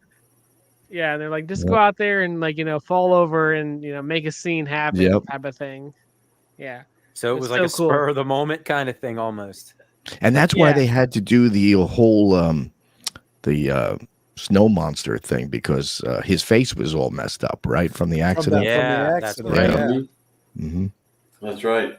And isn't that why he looked the way he looked in the holiday special? He was just like they had with so a much heavy makeup amount on of him, makeup on him. Have you ever seen any of the deleted scenes involving that snow monster? If you guys never have, do yourself a favor and look them up, because they belong in the Star Wars holiday special. They just couldn't get it right with that. Yeah, I remember they just had the arm at one point. They were just using the arm itself. Yeah, it was so bad. Like I could see what they were trying to do, and if they could have pulled it off, it would have probably been pretty cool. But yeah, but there's a lot of deleted scenes from the original trilogy and a lot of it I'm still stumbling across. Like even A New Hope, with Luke and his friends, when he said, I was going to go to Toshi Station and pick up power converters whenever he's talking to his uncle. Well, there was a scene that he actually did that, and they're looking up into the sky and they see the Star Destroyer and they see the space battle. Yeah. Wasn't he so whiny in that movie too? Oh yeah. I want to go to Toshi Station. I think that scene with Biggs should have been left in the movie, though. I do too. I think that would have definitely furthered the plot, because when he met Biggs later in the movie, it kind of made more sense, Right, it would have came full circle because they were good friends in the beginning. Yeah, and Biggs had joined up first, and you would have learned that, and he had, So I kind of wish it was in there for context. Yeah, it was a couple-minute scene. Right? The dialogue was a little long, though. Kind of a little. It was that scene did drag on a little. It dragged. They could have trimmed it up a little bit, but I mean, that's what a good editor would have done. Trimmed it up a little bit. Well, his wife was the editor, right, at the time. Yeah, she did a great job. Really. Yeah. She saved the movie, I think. Yeah, that was the rumor. That she saved the film. So. Yep. She said, George, I don't know what the hell this journal is, but you probably need to make some changes on this thing. I got a great name for it. It's called the Star Wars. Yeah. Next thing you know, George's a billionaire, right? And he wasn't it like he had a hard time selling this movie to networks to to studios, and he ended up retaining all his merchandising rights Yeah. Because they didn't think it was going to do anything. Yeah. No, they thought it was going to flop. That's why they gave him that He had, deal. can you imagine that? He had all the merchandising rights. They were laughing at him when they signed that deal. When he signed that deal, they were laughing. They're like, "Okay, yeah, idiot, go ahead." And it was so popular that like he could be like, you know, he had the whole like, "Hey, we'll eventually make you some toys, but like go ahead and pay for them, and then we'll send them to you down the road. But here's a cardboard picture of what they're going to look like." Yeah. Oh, that's what he remember that? did. Yeah, that's right. That's right. Yeah. Yes. Forgot about that. Yeah. Why there was no. Your Christmas gift was a cardboard picture of what you were going to Yes. get. Are you kidding? Yeah. Did they? They did did they that. actually honor that though? Like is that what that was? Like they gave these to the kids and like, okay, you bring this to the store, trade this in, and you get a toy. Yeah. That's Yeah, right. I guarantee it was honored. Yeah. That's nuts. They had no toys until I think Empire Strikes Back is when they finally started with like I think real big on the action figures. I think it was Kenner jumped on them and they got right. them to do it and probably made millions, more millions on top of millions on that. You can imagine those toys were probably impossible to get, and even now they're very expensive if you want to buy any of them. Yeah. Even loose, they're expensive. And that's the one thing when like I said, I was 16 when the first one, and then 3 years later I was 19 or 20. And the second one came out, and so I was kind of past all that phase. I mean, I wasn't gonna buy any toys. Weren't buying the action figure. No, now that we're now you were like, man, I was looking for other toys, you know. Oh yeah. Right in your convertible. I had a convertible, actually. I did. I had a '63 Volkswagen convertible. Oh, really? Yeah. Wow. So you just you got your girlfriend to get in there and, honey, let's go see The Empire Strikes Back. But trust me, just trust me. Yeah. I was going to say something. I'm not going to say. We're not going to go. It's probably late enough. Somehow, Zod or I take it off the rails, and I'm not going to do it tonight. Right. Jesse, I think you're right. He's veering off quick there. Yeah. I was about to say something. It doesn't take much to derail. Yep. It involved lightsabers and lightsabers and butt plugs. You got about 2 minutes and you get into the after hours, okay? Yeah. So, Okay. All right. Leave it to everybody's imagination. Yep. Yeah. I mean, we didn't even talk about the Wilford Brimley Star Wars movie. What the hell was it called? The Battle for Endor or something like that? Oh. Yeah, See, I never saw those. I don't know if I ever have either. I own that. There's two of them. I think I own them both on VHS tape, but more of a collector's thing. They were re-released. I'm not sure. I think they might even be on Disney Plus now, if I'm not mistaken. Really? I thought those were kind of like the holiday special where they tried sweeping it under the rug. The Ewok. You're talking about the Ewok Adventure Battle for Endor, and then there's another one. Yeah, I can't think of the title, and I should have had them. I should have brought them out, but yeah, there were those, and then there was the Ewoks cartoon. Like they were going all in. Yeah, clearly, I remember the Ewoks cartoon. Geared towards kids, I'm assuming, right? Mm-hmm. And they were trying to market that, and with 2 spin-off movies and a spin-off cartoon, and the Droids cartoon, which I think we talked about this. I think that was the first. Well, Stock Jock, maybe you'll know. Was that the first movies that actually started the push with toys with movies? I'm trying to think back, but I think you're right. I think that I think so. I think I look back and I think you're right about that. Yeah, I always thought that. I don't remember any other. I'm trying to think of even TV series like Star Trek or something like that. I don't really like a big action figure. Yeah, we did talk about this not too long ago. I think we figured that Star Wars might have been the first one that there was a real. That was that big put, And then it just went. And then it just obviously. And then it went. It just everybody else was going. Oh my God! What have we been doing? Right. Well, they couldn't really make. They couldn't really make action figure for Star Trek. It'd just be like, "Hello, I'm bored." That's what they'd say. They did have them. Yeah, they did have them. I remember the communicator and all. back in the day. Yeah, I guess it did. The phaser. But did they have like the action? action figures though, like of the characters? Yeah, they did. They actually did. Did they really? Did they? Like from the '60s Star Trek? Yeah, they had them. They had them from the '60s, and then they had them in the '70s when the motion picture came out. Oh, the first I movie guess came they out, did. And those from Star Trek, the motion picture from 1979, in the pajamas where they're in the gray and white pajamas. Yeah, they had those. Zod, do you remember? Was it more because those movies came out? Because I don't really remember the toys. The series. How I know that all that stuff existed back then was because growing up, my uncle was a huge Star Trek fan, and to this day, if I go to my uncle's house, he still has all of those figures. He's got the ones from the '60s and the '70s. And then up to like the early '80s, he's got them all. They're all Star Trek. They're all, and he's like, and he used to tell stories about, the Kirk and Spock figures he got from the 1960s. I don't think I've ever seen these things. Yeah. I don't really remember those, but I wouldn't doubt they didn't do it.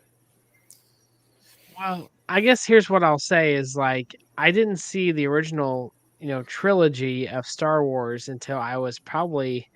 I saw the Phantom Menace and I was like, what is this Star Wars stuff? Like, it wasn't really part of my childhood. So it was almost like I was like 12 or 13. And then I had someone show me like, hey, here's, what is 4, 5, and 6? Like, watch these. And I was like, immediately like, this is amazing. Like, Phantom Menace was the so first awesome. Star Wars movie you've ever saw. Yeah.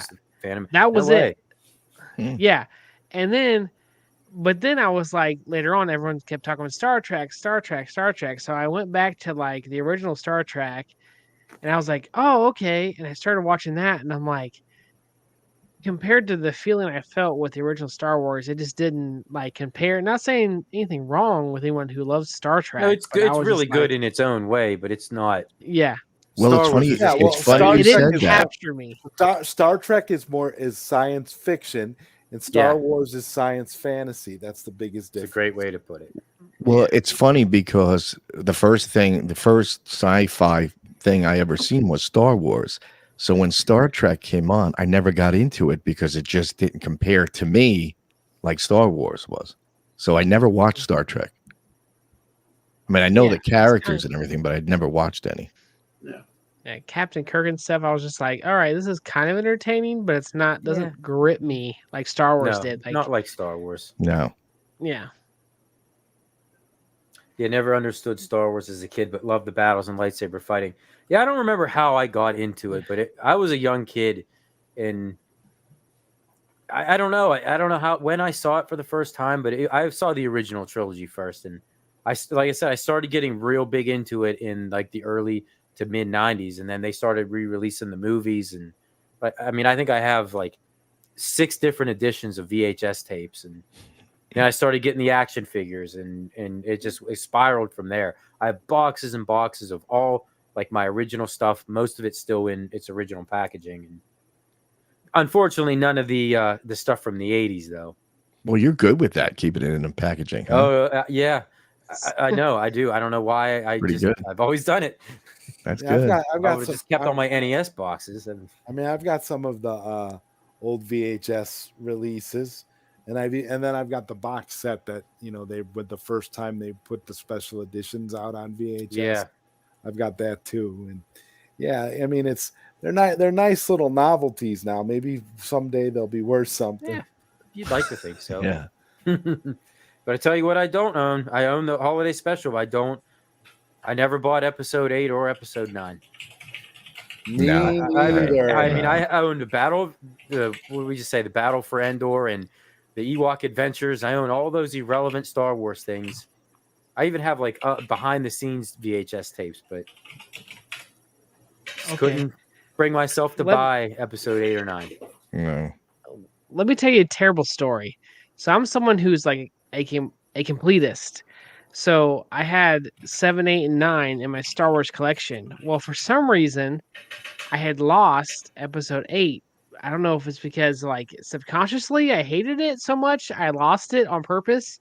But I was like, man, like I had 7.9, 7.9, and it drove me nuts. So I was like, all right, I want to go buy this again. So I bought it again, and like a week later, I found it. like where I had put it. So I actually bought episode 8, which is my least favorite Star Wars movie, twice, by accident. I hope you bought a different edition. I mean, jeez. Oh, I don't even It's think it not was a different edition. I was like, I can't have this on my shelf anymore. I have to have 8. Like, it just drives me nuts. And so I bought it. But yeah, not good. Not good. Yeah, I always thought, I'm like, I'll just get them just to get them. I mean, I bought Rogue One and I was excited to buy that. We didn't even talk about Solo, the Star Wars. Yeah, that's true. That one, it was kind of the less we say about it, the better. Yeah, that was another one that just didn't really. So disappointing. Yeah, you know, Lando having a fetish for robots.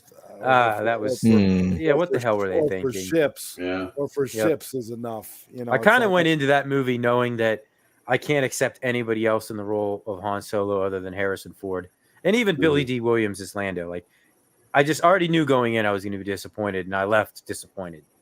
Oh, I seen a documentary, and there was a guy that they were going to take, or they should have taken, and God, his voice was identical to Harrison Ford. Yeah, he looked. You would exactly swear it like was him, but they didn't use him. They didn't use him. And you could have deep faked his face. I mean, there's a lot of videos on the internet where just like average people, you know, are doing that kind of stuff. Deep faking they are. Harrison Ford onto that. I'm like, wow, what a difference! Like, or using like AI voice or something like that. And yeah. I feel like if you would have just plucked that guy out and put Harrison Ford in there, it might have made the movie that much better. Zod, did you hear that story about the job? The guy was making an AI clip of somebody to get him fired. No. Oh, yeah. They found it out because they did a forensic test on the AI that this guy made up. I don't know if he was a teacher or something, but he was trying to get this guy fired, so he made it in that guy's voice, and they had him saying really bad things. So they did fire him, but then they took the AI clip that he made and they forensically checked it out, and they knew it was AI. So now that guy's in trouble. So is the guy that they fired going to get rehired now? It was a school teacher. Yeah, he was a school teacher. I thought it was. Yeah. Yeah, it is that AI. It's pretty scary. I mean, you heard Harrison Ford 20 minutes ago, and Hot you didn't know any different. Was it the principal that did it to the teacher, or vice versa? I think it was the principal, right, that did it to the teacher. Wow, that's petty. He's the principal. That is very petty. He's doing it to another staff member. Yeah. Like, I hate this guy. I'm gonna get him out. We're gonna deep fake him at a certain type of rally, and we're gonna get him out of here. Yeah. Wow. How about this? Does anyone else on the panel watch anime at all? Like ever watch any anime? Yeah. Okay. Not really. So an anime filler episode is what I consider the Han Solo movie to be. Like it wasn't necessarily bad, but it wasn't necessarily good, and it kind of was just there. Yeah, it just kind of existed. Unfortunately. Yep. Yeah, it was the same story. Like Rogue One was the same type of deal, right? It was a filler in between the main story. Mm-hmm. But Rogue One gave you something that made you feel more connected. Contributed Han to the Solo main didn't really do that story. for me. No, it's just whoa, how cool! This is how Han Solo got his little dice that hang in the that was like rear view mirror. That was like the main thing on it, where you got the dice. I didn't think it was that big of a deal. No, they should have just called it. They should have just called the movie Han Solo Dice. Yeah, because they made such a big deal about the dice. Yeah, they really did, and it's entertaining. Nobody it's an ever entertaining movie. Don't get me wrong. Like if I have 2 hours to spare, and I feel like watching something with Star Wars that's not one of the main movies, it's not bad. But I don't have. The only way I watch that, I literally don't have anything better to do. I said the only way I watch that again is if I kind of challenge myself to watch the whole, the whole stuff all the way through from 1 to whatever number it is. So it's not worse than the Iger sanction with Clint Eastwood. Yes, that was a horrible movie. Oh, yes. Good Lord. Wait, there's a You know- bad What Clint Eastwood movie? The Iger Sanction. Tiger Sanction. My cousins and I, we use that movie. We always say we're well, how bored are you? We used to say as kids, how bored are you? And we would say, I'm so bored I could watch the Iger Sanction right now. It was that bad. It was... I mean, I almost feel like I have to watch this now just to see how horrendous it really is. There was only one good scene in that movie, and I won't go into it. So did you guys ever watch? I mean, I don't mean to keep asking all these questions, but did you watch any of like the documentaries around like Star Wars, as far as like just like the off the beaten path type of stuff that people talked about? Yeah, I've seen a decent amount of that. Just out of just being a super fan, basically. Recently watched a documentary on the holiday special, and that was great because they brought back a lot of the people that are still alive, that were a part of that, and people talked about it. It's so hilarious to listen to people reflect on something that has such a cult backstory. And it was a big deal to watch it. Like back when I was, when you saw the movie, A New Hope, or back then Star Wars, you just didn't understand. I couldn't comprehend how all that stuff worked and how they did it. And so when they showed us, they would show, they would have a TV special about how they made the making of Star Wars. Everybody watched it because it just, you couldn't believe that's how they did it. I mean, you've seen the video. I'm sure everybody's seen it. Just the Death Star trench and them just driving a truck down right beside it with the camera. Yeah. Just like stupid, simple stuff like that. And it was, and that's what made it so good. By the way, was just models, but they were so detailed. And one vivid memory I have of New Hope. When I first seen it, I thought stormtroopers were robots. I didn't know they were people in armor. Yeah, I didn't know that. For years, I thought they were robots. Yeah. I mean, they kind of, in a way, they kind of were. I mean, that's because even the Empire was trying to do to them. When Luke and Han Solo dressed up as them, I said, "How are they dressing up like a robot?" It was like it didn't make sense to me, Mm-hmm. Yeah. They would have I recall that things like HBO back then, they would have a lot of that kind of stuff of the making of, and so it made you want to get HBO, or talk to parents and to get into the because you wanted to see how, oh my gosh, they're going to show us how they made Star Wars. So yeah, Kevin, I bet you he's probably right. 77. I mean, the whole cosplay thing. When would anybody have ever done any sort of cosplay? Yeah. People, I'm sure once they started seeing Star Wars, then they in that day showing up. They wouldn't have taken kindly to it. They would have, back Probably in those not. days. Yeah, it wasn't really a thing. It was Star Wars may have introduced that to the world. Mm-hmm. And now about the Vice Channel is doing a documentary on the holiday special. No kidding. The Vice Channel.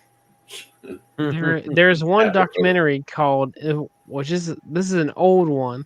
It's called Star Wait, and it's all about people waiting in line to see Star Wars Episode 2, and it's 2 hours of people who literally spent weeks upon weeks waiting in line. Yeah, the people that were camped out and all that. Yeah. For tickets. It's pretty hilarious, but it's an older documentary, but I always love watching it because it's like, wow, these people are dedicated Star Wars fans. Mm-hmm. I mean, I remember the hype for the prequels. In Episode 3, I think we were on vacation in 2005. It was like me and who's now my wife back in 2005. We were only dating for like a year or so, but we ended up going on vacation together. I went with her family. It was during the week of Episode 3's release in theaters, and I was like, we have to go see this movie. So we skipped the day of going to the beach and went to the theater to go watch Star Wars Episode 3 because I had to see it. I'm like, I have to see this. I don't see it the day it's released, I'm going to lose my mind. And, oh God, yeah, I remember just lines and every theater Every screen inside that theater was playing it. Yeah, Kevin, I didn't know they were clones till I was older either. I didn't know that either. But at least you knew they were human. You were a step ahead of me. Goes back to how the Star Wars story One had step changed. ahead of them. Yeah, I don't think they were originally supposed to be clones until the prequel story started coming out. Yeah, that's true. Then you start finding out that some of them were technically older clones, but then they started phasing them out. And I think the clone made a cameo in Obi-Wan, right? Wasn't he a beggar? Did you guys ever see the Obi-Wan series? I did watch it, but I think it was a beggar, a now. clone that had his helmet, and he's like, spare a few credits for a veteran. It's hard to keep all those other branch off shows in memory. There's so I've many never of them. seen Ahsoka yet. Timelines. Oh, I did, yeah. I have not watched Ahsoka yet. I you haven't didn't watched miss too much. Ahsoka or what's the one that's not really got much to do with like lightsabers and stuff? It's Andor. More. Yeah, that's one. Yeah, I haven't seen that one either. Andor was deep. Andor was. I thought Andor was probably the best of all those. Over Mandalorian. Andor is definitely the best of the series. Mandalorian was good at first until it. The first season of Mandalorian was fantastic. Mandalorian was great until it wasn't. I wouldn't say it's exactly bad. Right. It's just not. Yeah, it's not bad. And I'm curious what they're gonna do with season 3. Yeah, no, I thought Ahsoka was pretty decent, but I know Andor is still the best of them all. Saying. How many seasons of Mandalorian are there now? Is it 2 or 3? 3, right? 3. Is there 3? 3, yeah. And then they kind of transitioned that into the Book of Boba Fett, which I thought kind of underwhelming. It's funny how the best episodes of the Book of Boba Fett were actually when the Mandalorian. They were by far. Talk about the biggest disappointment. I loved Boba Fett, like absolutely. Loved. And they just that's because Jon Favreau lost his vision for the Book of Boba Fett to the head Disney people. He didn't get to do what he wanted. That's why it ended up sucking. Well, Book of Boba Fett was like Mandalorian 2.5 is what I considered it to be. It was like just problem Mando. Like they humanized Boba Fett too much, if that makes sense. You know, like whenever he was first introduced, you didn't know who this dude was. Like, and then all of a sudden he starts taking the helmet off, and then you're like, he's just a regular guy. They killed it for me too when they got rid of Gina Carano. Ruthless bounty hunter in the galaxy. Like you don't even know the stuff that he used to do. Yeah, once they got rid of Gina Carano, I kind of lost interest after that. They changed everything. Yeah. There was no garbage. Yep. And somebody said that there's supposed to be a new series that's coming out this weekend. Yeah. That's nice, Kelly. Tales of the Empire or something like that. That's what it was. And I don't know if it was Socks or somebody that said that. Yeah, Socks said that it's going to be an animated thing. Oh, is that okay? So it's animated. Yeah. I mean, I don't really scoff at those animated. I mean, sometimes they do them right. Even like Star Wars Rebels wasn't a bad series. Rebels was good. Rebels was actually good. Yeah, I was a fan of Rebels. Even like some of the Clone Wars series were good. The TV series. Absolutely. Yeah. The Clone Wars, whenever it came out in theaters, because I went and saw it in theaters, 100% Star Wars fan. I was very disappointed where they go to find, I think it's Jabba the Hutt's like nephew. Oh, you're talking about the movie. You're talking about the pilot movie that they made. Yeah. Before they put Clone Wars out. Yeah. And the first wasn't his name Stinky or something? Yeah, and the first season or 2 is kind of like, okay, this is definitely meant for like small children, but then after that it picks up, and it honestly, it gets really good, and then it's very deep and very adult. Yeah, the further down you go, it just becomes it becomes its own entity. Yes, so it's like if you get past the first season or 2, maybe season 3, and then after that it really gets good, and then you have Rebels to go off of, and you just kind of gotta bear with them, knowing that they're trying to appeal to, a smaller, not smaller. I mean, smaller as in size, not smaller as in as in people. But yeah, so they really try to appeal those, and it eventually pays off if you keep watching. Hashtag 2 ships. Why aren't we talking about Arcade One? Rangus, because there's nothing to talk about. Okay, I have we an wish there arcade. was, but I have an Arcade One Up Star Wars edition right too. here. best cabinet And- they've ever made, I think. I mean, that's my opinion. Yeah, Tron. right over there. Yeah, I mean, No, I got to give it to the Ooh. Defender. I've got the Party. buy stuff. I've got the buy stuff. Defender Party Cade, yeah. in Oh, mine. you got the flight, the mod in that stock job. Yeah, I got the buy stuff mod in mine. It's pretty. It's How do you pretty, like it? Yeah, it's good. I really like it. It's Good. good, and it didn't. You can't play anything online anyway, so it doesn't matter to me. I mean, so Yeah. I did the And added a racer and bunch the of- outrun. That was pretty good. Yeah. I like that. yeah. I don't regret doing that. Yeah. I don't remember how many, but it's probably got another 6 or 7 Star Wars games on it now. I can't remember them all. They all run good. Yeah, they all run great. Cool. Yeah. There, that was our Arcade one update for the week. Yep. There you go.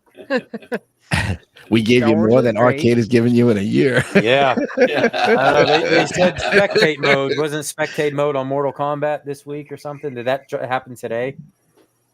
Who knows? Nobody I even heard knows. that. Nobody even plays it online. So what the hell does it matter? Yeah, I mean, who cares? They missed that boat like months ago, years ago. that should have been spectate from the get go, and they didn't. Top and then nobody played it. Star Wars score. I think I'm right below Obi-Wan on there, so it's like 1.1 million. Ooh, that's a tough game. So do you Wow. know the tricks That's pretty to getting the bonuses? Yeah, Fly like through the trench without shooting your blaster. Yeah. Yep. That's the only way to. yeah, Not the only I'm way. right And if you hit all the beneath it, tower though. tops, you get another bonus. yeah. So I'm right beneath it, and I do plan on, since it's May the 4th, I'm gonna definitely Well, submit know, your play that score one a to little bit more. I scored. You Yeah, take a look absolutely. and see who's number one there. Give you something that to shoot you? for. Oh, I mean, Is that you? I mean, I might be. I can't remember. You know? Not to toot my own horn, he I says. mean, but, yeah, But some beep, guy. toot. That's like You can yell away. But beep beep. No, I think I might be the only one that ever submitted a score on it. So on That ice all score three is of so them. cool, though. I Even love that that Return ice of the score. Jedi game is not that bad. If you figure out how to play it, it's actually pretty fun. I didn't play it at all. I played the first 2, and then it just sat there for the longest time. I'm like, you know what? I'm gonna start playing this Return of the Jedi. And I don't mind Return of the Jedi. no, it's actually in the original cabinet. It's kind of goofy looking. If you Yeah, you it's ever the. saw, it doesn't look like the. It basically looks like the cabinet Firefox used to be. I Yeah, don't know if you yeah, remember that. Yeah. Because I think all Empire Strikes Back didn't they used the original cabinet, and they just sent the whoever Yeah, they owned just it like sent a new the- board, a new graphics, The upgrade kit. Yeah, Yeah. they upgraded it, so it never Mhm. really was its own dedicated game. So if Arcade One Up did the Star Wars, is it Sega? Oh Who god. did the other Star Wars? Yes, the Sega trilogy. Yeah. Yeah. Yeah. So would you guys be in on that? Oh my god. Yeah. Yes. Yeah. Yes. In a second, even if it was $1,000. All right, let's not get You're like- crazy. Even if it was $1,200. Let's be honest. I mean, Yeah. well, Jeez. I just finished my 4th. Yeah, drink. that's why. I'll pay $10,000 for it. I can say that because I know it's never going to happen, right? Yeah, that's right. Yeah. It won't Yeah, happen. yeah. Exactly. It's an easy bet. Yeah. Ten, Of course 10 I would do grand, it. Yeah. 10 grand with those bad buttons and sticks. My God. Yeah, that's.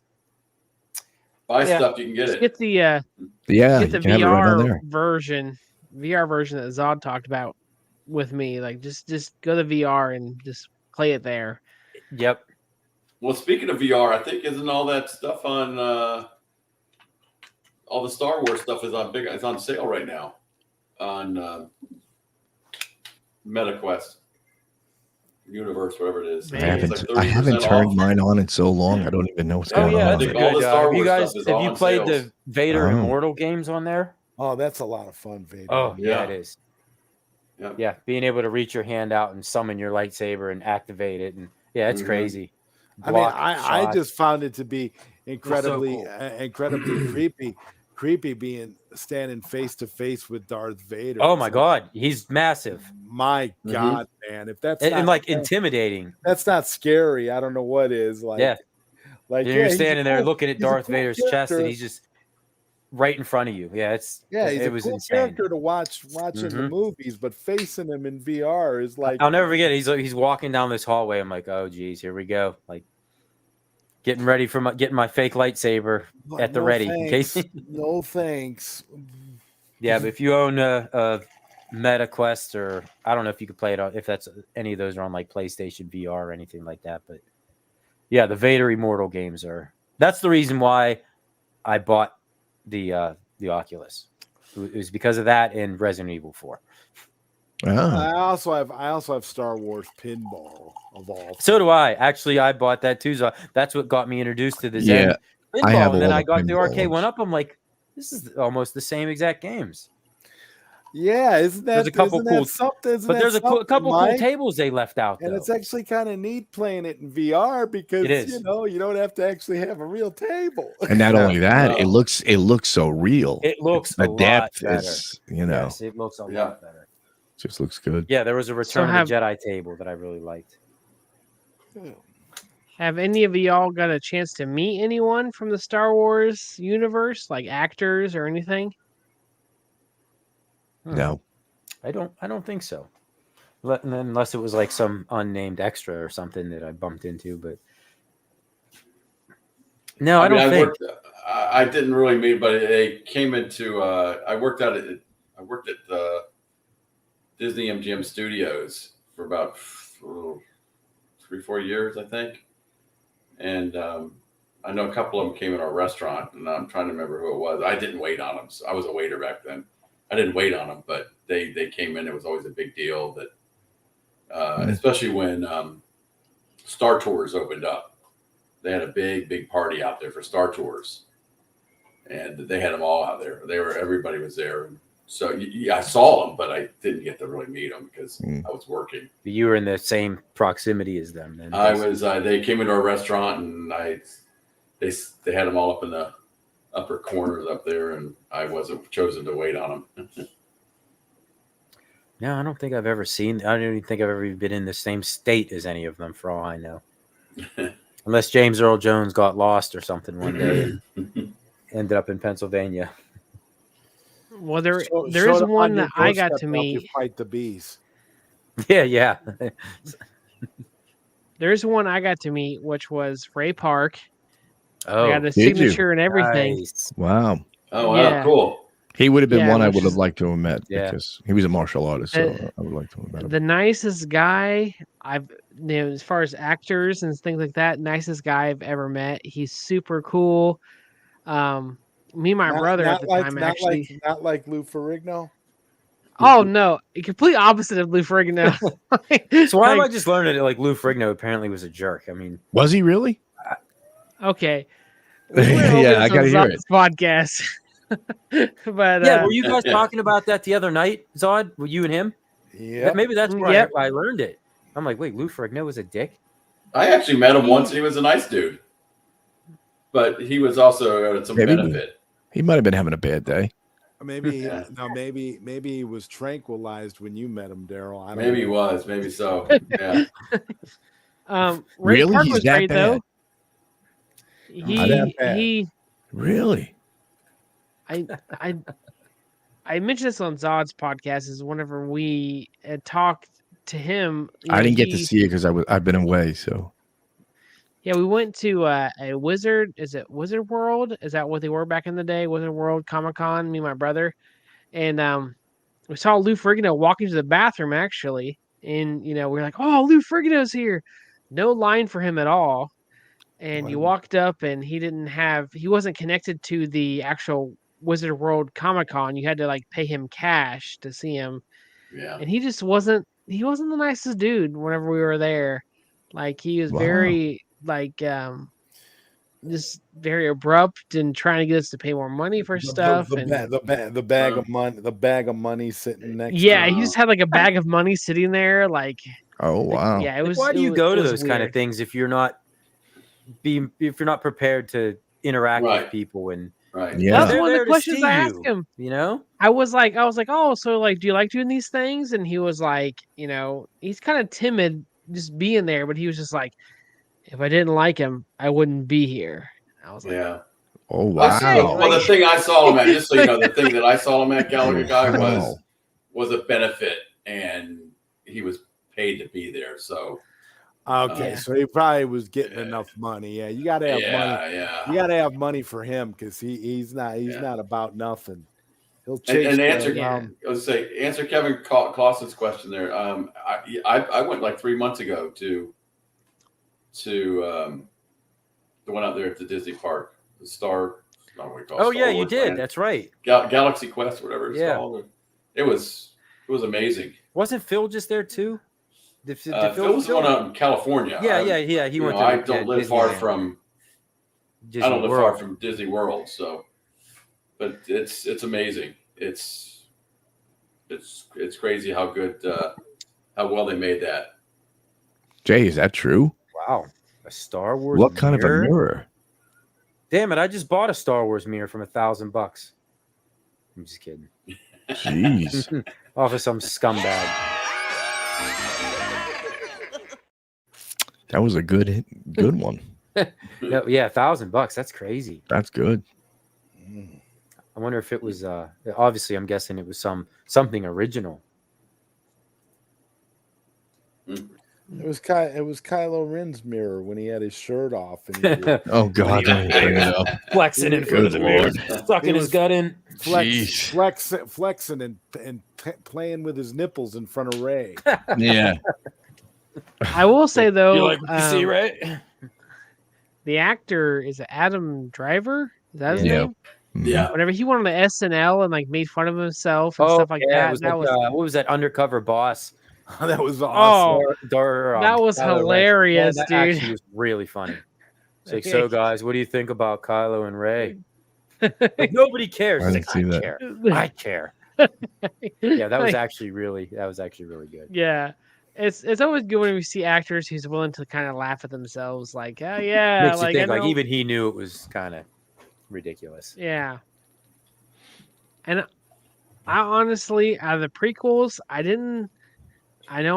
want to be on like the outside here, but I didn't think 9 was that bad because I felt like it was just like them trying to correct 8 so much that like it wasn't like I couldn't do any better trying to correct that. That's kind of how I would feel. My problem is that the Jurassic Park director, Colin Trevorrow, was supposed to direct Episode 9, and his script for Episode 9 leaked on the internet, and his script is 1,000 times better than what we got. I need to read that. It was called Duel of the Fates, and it's actually. Like, it's so much better than the Episode 9 that we got. It's not even funny. I'm like, my God. It's almost like it's. Exactly. Yeah, right. Ryan Johnson, he wrecked up 8 so bad. Yeah, JJ couldn't save it. Yeah, there was really no. I don't know what they could have done. Honestly, it was a train wreck. They could have pretended that Episode 8 didn't exist. That's kind of all they had. That's right. That's all they could have done. Reshot Episode 8. And then did a proper Episode 9. I mean, hey, whenever she randomly shot lightning out of her hand, I was like, hold on a minute, like, like how did you do that? She's a Palpatine. That's how she did it. Yeah, and it's like that's a Sith power, though. Giving her the name. She shouldn't know how to do that. Giving herself the name Skywalker at the end just makes her even more of an entitled hag. Like, get out of here. And then, we don't need you. Luke and Leia as Force Ghosts stood there like proud parents. Yeah. Good Lord. I know. What a train. You know something, Mike, that probably will happen now. Oh, God.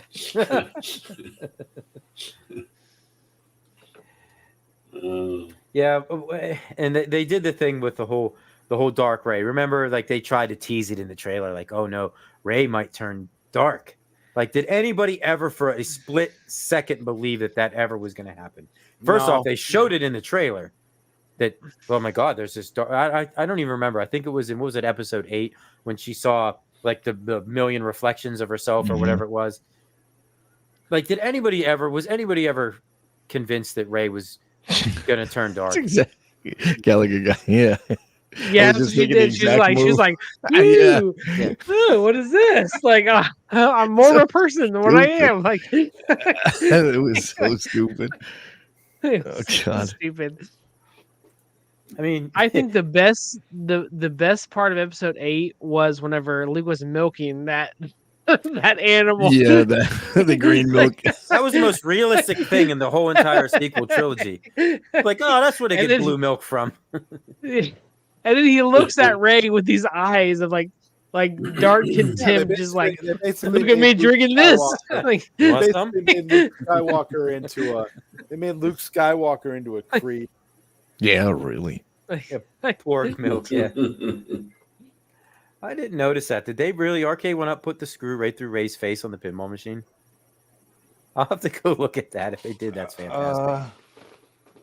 Oh yeah, I guess you could check, Jesse. Yours. Can you see yours? On the side, maybe on the front. Yeah, that's what I think it must be. That's the side. See, my pinball machine is at the very far end of a row of games. No. So you can't see the sequel side. You only see the OG side. No, I don't see any screw in there. Oh, you said only the Costco version corrected. If not, I'm going to go in there. I'm going to run a screw right through it. Yeah, no. That damn table's giving me enough. The only thing she has on mine is the little plastic thing that protects the artwork. The button. Yeah. Oh, guys. I mean, go ahead, Gal guy. What you got?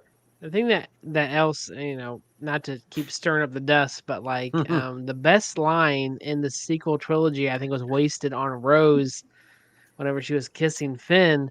Whenever she was like, I think it was the way that we win is not destroying what we hate, but protecting what we love. I think that's what she said. Yeah, something along those lines. Yeah, and it was then like the best line. And it was like, then she kissed Finn, and I was like, "What is happening right now? Why is she kissing Finn?" Like it was like, because both her and Finn were outcasts in the movie. They weren't. They were basically just both background characters, so it gave them a reason to have a scene together, I guess. Yeah, I guess. Yeah, you're right. They were both background characters, and then episode 9, I don't even, was Rose even in it for more than like 30 seconds? Like she made like an appearance or something, I think. And well, she was in it when he was trying to skip ship, right? Yeah, they had a thing there at that point. Was that episode 9? Oh, I don't remember. No, I don't even think. No, that was no. I'm sorry. Or was that 8? That was 8. Yeah, I think. Yeah. I don't know. I only seen each one of those ones. Me too. In theaters, yeah. that was it. That was the only time I've ever seen him. And have no desire to go back. No, Rose was in episode 9 as much as Carrie Fisher was, who was dead. Who was not alive. Wow. Really. Think of that. Like, I'm pretty sure like that's shows you like who's important and who's not important. I've got as much airtime as a dead person. Yeah, the only reason Carrie Fisher wasn't in it more because they didn't have enough unused footage of her from other movies, Yeah. And you would think that if they were smart, they would have killed her off in the previous movie because they can't. That would have been, that would have probably been an appropriate time to do it. Yeah, they had time to go in and edit it out since they had her missing from like a whole huge chunk of that movie anyway when she was in a coma. So I don't understand why they didn't just retool that scene and just have her die off. Like, I mean, that was the whole Han Solo carbonite scene in Empire. That was an easy out for them if he decided he wasn't coming back, Well, that was his plan, right? The carbonite. He wasn't going to come back. Yeah. Right, but it gave them that option. Like he's not officially, we didn't witness him dying, so there's that chance that he could come back. I would love to see the pitch that got him to come back for Return of the Jedi because he hated Oh. it so much. Oh, I would love to have bitch. seen A The briefcase bitch was opening up. That's what dollars, exactly yeah. what it was. Stacks of Exactly. money. He's like, all right, Yeah. fine. I Don't always even wanted get me to do started this. on the episode 8 like hyper jump like 10 feet in front of you, and somehow that destroys like an entire fleet of ships. Because I'm like, why wouldn't they have done that in the Clone Wars then? And the droids just hop, hypes, slap Dude. some hyperdrive engines Right. on these Because they droids just and have made them hop stuff like up. 10 feet. Yeah, it's like They they would just have won made the it up. war. Like they could have just destroyed entire like clone fleets in like 2 seconds. Yeah, they Like, just make stuff up as They made go force along. powers There's no up. I mean, logic. apparently you could transfer your life essence to other beings now, and you could do Yeah. what Luke did and And project yourself across the galaxy. Yeah, well, when KK is in charge, anything can go on. Yeah. Yeah. My suggestion is ignore 789 and go to the expanded universe, and go there because it's way better. It has its stuff where it's not, you're kind of scratching your head, but it's nothing like 789 where you're just like, what in the world is going on? I saw somebody in the chat earlier talk about, listen, they just remake 8 and 9, just remake them, like, and nobody care about all the stuff Yeah, before somebody that. did say that. It's just like what DC does. I mean, right? There's how many different Batman movies? I mean, and it's like, and they're all different kind of Batmans. Just call it the multiverse. Just call it it's. Yeah, that's true. And Zod knows. Zod knows that Star Wars Infinities, like the comic book series. Just call it Star Wars Infinities, and you can tell different timelines all you like. Yeah, that's right. It was Kevin. Before we call it a night, I want to show you guys one thing. Show me. So here's the Star Wars mirror that Jay was talking about that he sold for $1,000. Look at that thing. Wow. That's actually pretty cool. I've never seen anything like that. I got to blow it up. Yeah, I don't know if I click on it. Oh, it's like one. Yeah, I remember all those kinds of mirrors back in the day. $1,000. Damn. I used to have a Smurf one. Actually, I do have it. Really? Yeah, it's in the closet.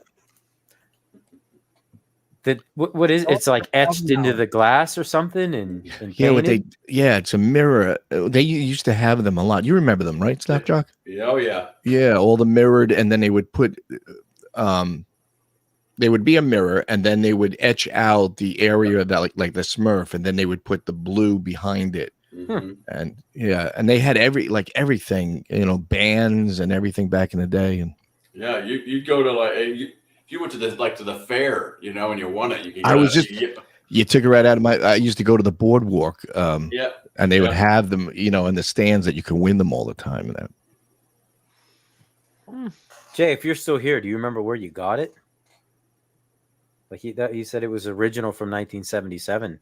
So was it something they sold in stores, or was it like what you guys said? It was somebody at a carnival or a fair or something. It was just a festival. That's where you've something seen a lot of them. Because I don't think I've ever seen anything like that before. Was that like custom made? Somebody stole it. Maybe it's out of George Lucas's bathroom. Here's the fun part: when I won that one, the Smurf.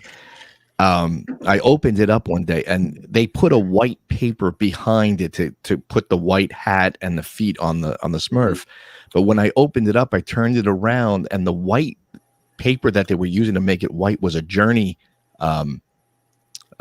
poster, like a small Journey poster. Oh, that's cool. Yeah.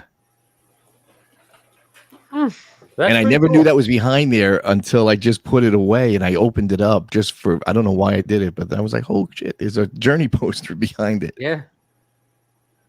Dad gave it to me. Very rare mirror. I would imagine so. Did the research on it.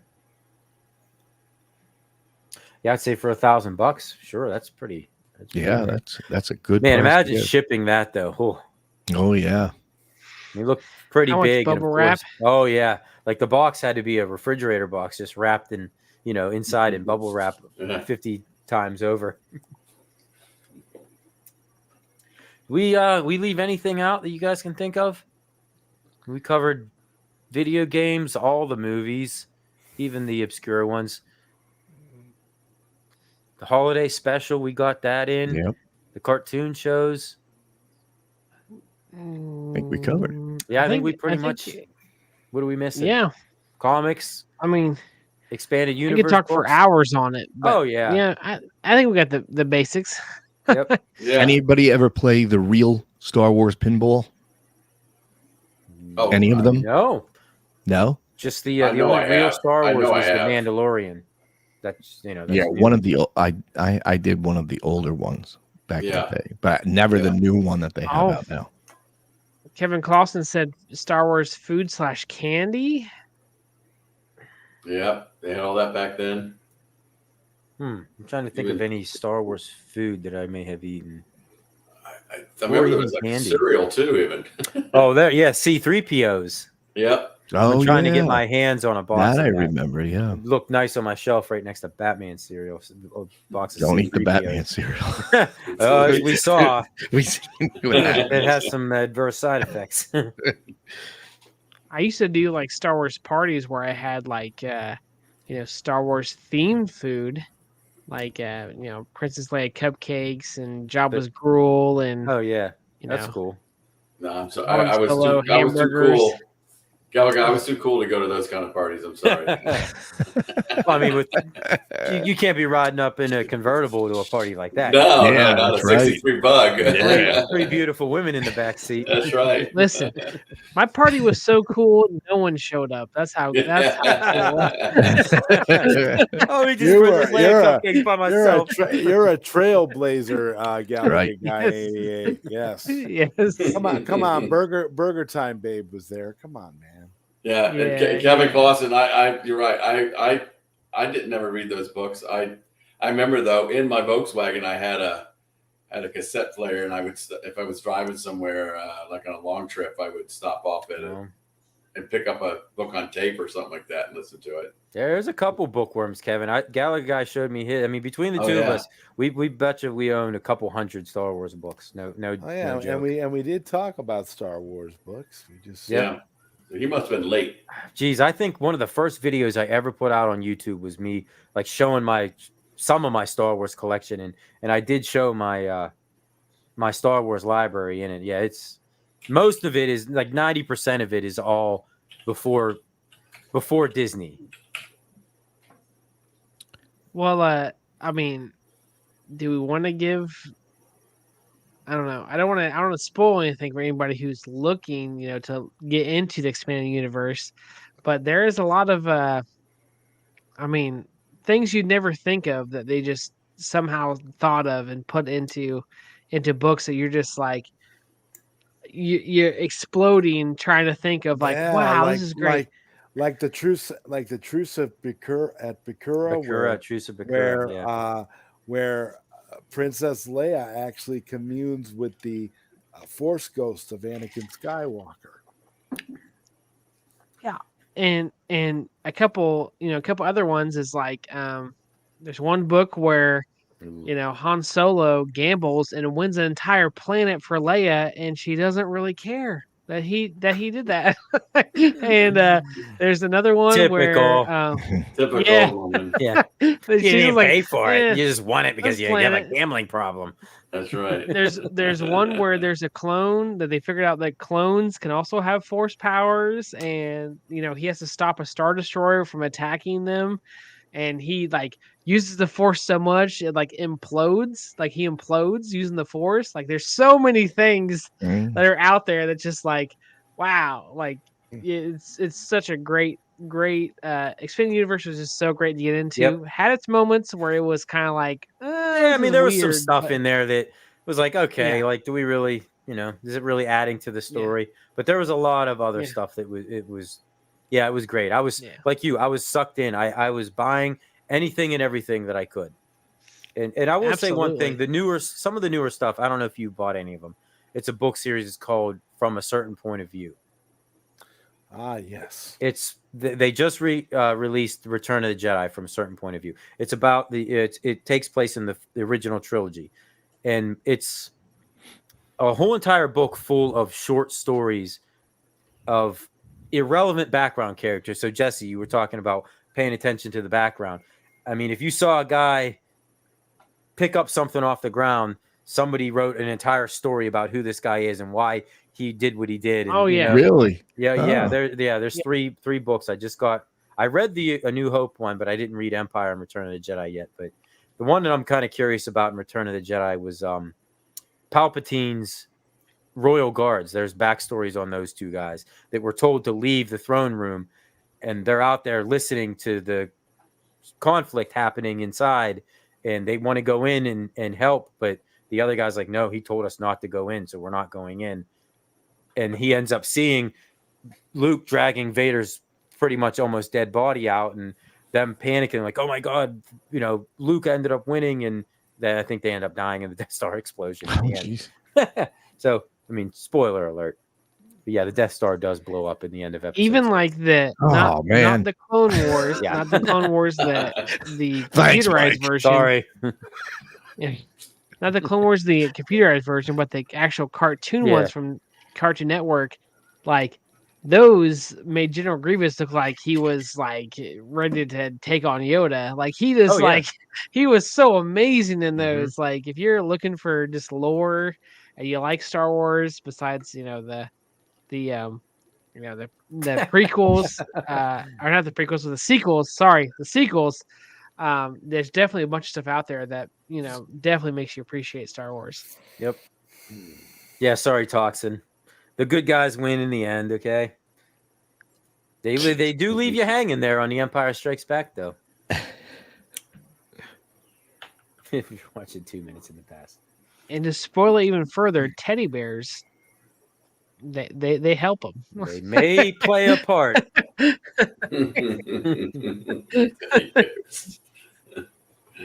Yeah, the Ewoks got hated on, but boy, do they look good by comparison to some of the stuff that came after that, huh? Just put them up against Jar Jar any day, and oh god, or any of them. I'd give me Ewoks all day, every day. That character was insufferable to deal with, just to watch. I know. I mean, it was bad. He won. I thought Rey would win the dumbest thing in Star Wars, but it was Jar Jar by a landslide. And that poor guy who played that. Oh yeah, he's been I know. Just absolutely crucified. He was just. Didn't they bring him back in one of the branch series? Like yes, yeah, as an actual Jedi to give him some kind of like some redeeming. Yeah. If I'm not mistaken, I think the kid that played Anakin had some tough times too. Oh yeah. Like grew up messed up almost because people gave him such hell over. I could believe the that. way his character was. Most of kids' stars kind of grew up screwed up. That's true. Yeah, that's very true. Misa think that Star Wars is bad. Oh, don't start, Kelly. No. Poos. No. Oh, somebody's been hitting the moonshine a little too hard. Oh Lord. The caramel apple moonshine actually sounds pretty good. Phil's off tonight, Blair. We gave him the night off. He's probably walking and talking out in Montana or something. He's on probably a big road trip. The Burger King Jar Jar rubber frisbee. Rubber frisbee? No. I actually had a video of me burning a Jar Jar Binks figure back in the day. Like I lit it on fire. You still have it? I hated that. Upload it. I don't know. It's probably on an old phone. I have to try and figure out if I still have the phone. Oh but yeah, we burnt a Jar Jar. I think it's from Burger King. It was a Jar Jar Binks figure, and we like put some firecrackers on it and lit it on fire. It was great. I had the glass sets from Burger King, the Star Wars glasses. Oh, yeah, I have one. I do have one of the Return of the Jedi ones. I bought it at a flea market last year. Oh, really? Yeah. I saw it was like $3. I'm like, oh, I'm all. I had the whole set. My mom threw it out. Oh. My little sister, Burger King had this. I think it was almost like a bobblehead type of Star Wars figures for Episode 3. And the prize one was you had Darth Vader, and whenever you moved it a certain way, Darth Vader came apart, and it was Anakin inside. And my little sister, really, she did that, and she's like, "Why is Anakin inside here?" And I'm like, "Well, that's Darth Vader." And she was like, because this is before episode 3 or around episode 3, she hadn't seen it yet, and she was like, "Anakin turns out to be Darth Vader," and I was like, "Yeah." Oh, God, you're as bad as Mike. Gallagher. Another You ruined it for your sister like Mike ruined it Jeez. for Coxon. Whoops. Like, yeah, that I happened. mean, you kind of just assume that most people have seen the originals first, but Yeah.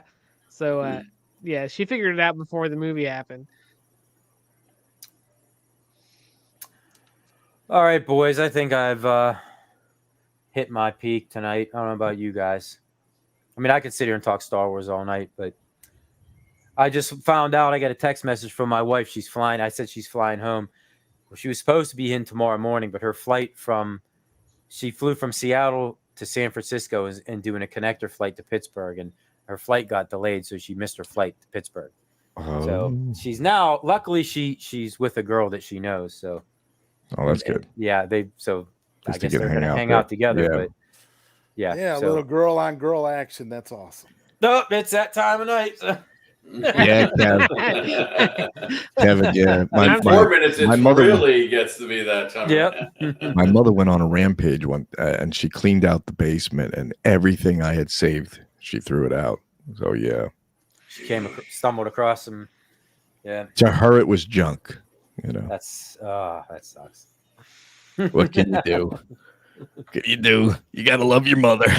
Yeah, I know. They get rid of this junk. That's what they tell me anyway. I yell at my mom all the time. I'm like, you did the stuff that you threw away. My God, what people are asking for it. Yeah. On eBay is it's crazy, and I could be retired. You know what the by now, Eskimos used to do with their mothers, right? They used to put them out on the iceberg when they got to a certain age, and they let the bears get them.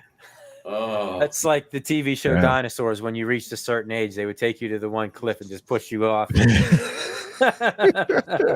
Okay, that show might traumatize me because the ending, it was just like, yeah, oh my God, it was so dark. It was the dark, like everybody the worst dies. Ever. It's like The signing end. off. I'm like, Mommy, what's going on here? Yeah, horrible. All right, guys. Well, I appreciate everybody hanging out tonight, and this is something I was looking forward to for a long time. And it was fun. Thank you, Stock Jock, for joining us. That was Thanks awesome for the invite. to talk to somebody who actually got to experience the original trilogy in theaters. That's awesome. Well, Gallagher guy. I'm that old. Yeah, it was cool talking to you again, man. Yeah. And everybody in the chat for hanging out with us for 2.5 hours. I think this breaks a Nostalgia Power record. Definitely. Yeah. Pretty We good. go for 3. Me and Zod, we've hit 4. Let's Oh, go. yeah. I know. For 4 by ourselves, didn't we, Gallagher guy? Yeah, you guys did. But yeah, everybody in the chat, appreciate you guys. Thank you so much. And I wish you good luck with the bee problem tomorrow. Yeah, I'll let you guys know how that goes. Yeah, let me know.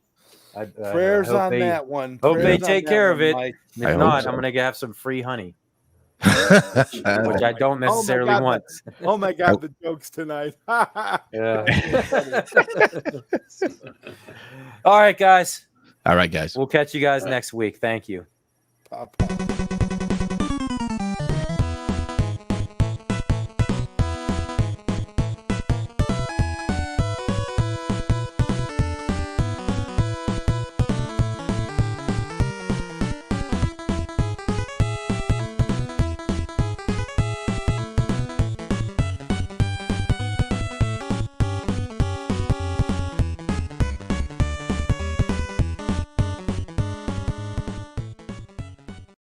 Sit, Ubu, sit. Good dog.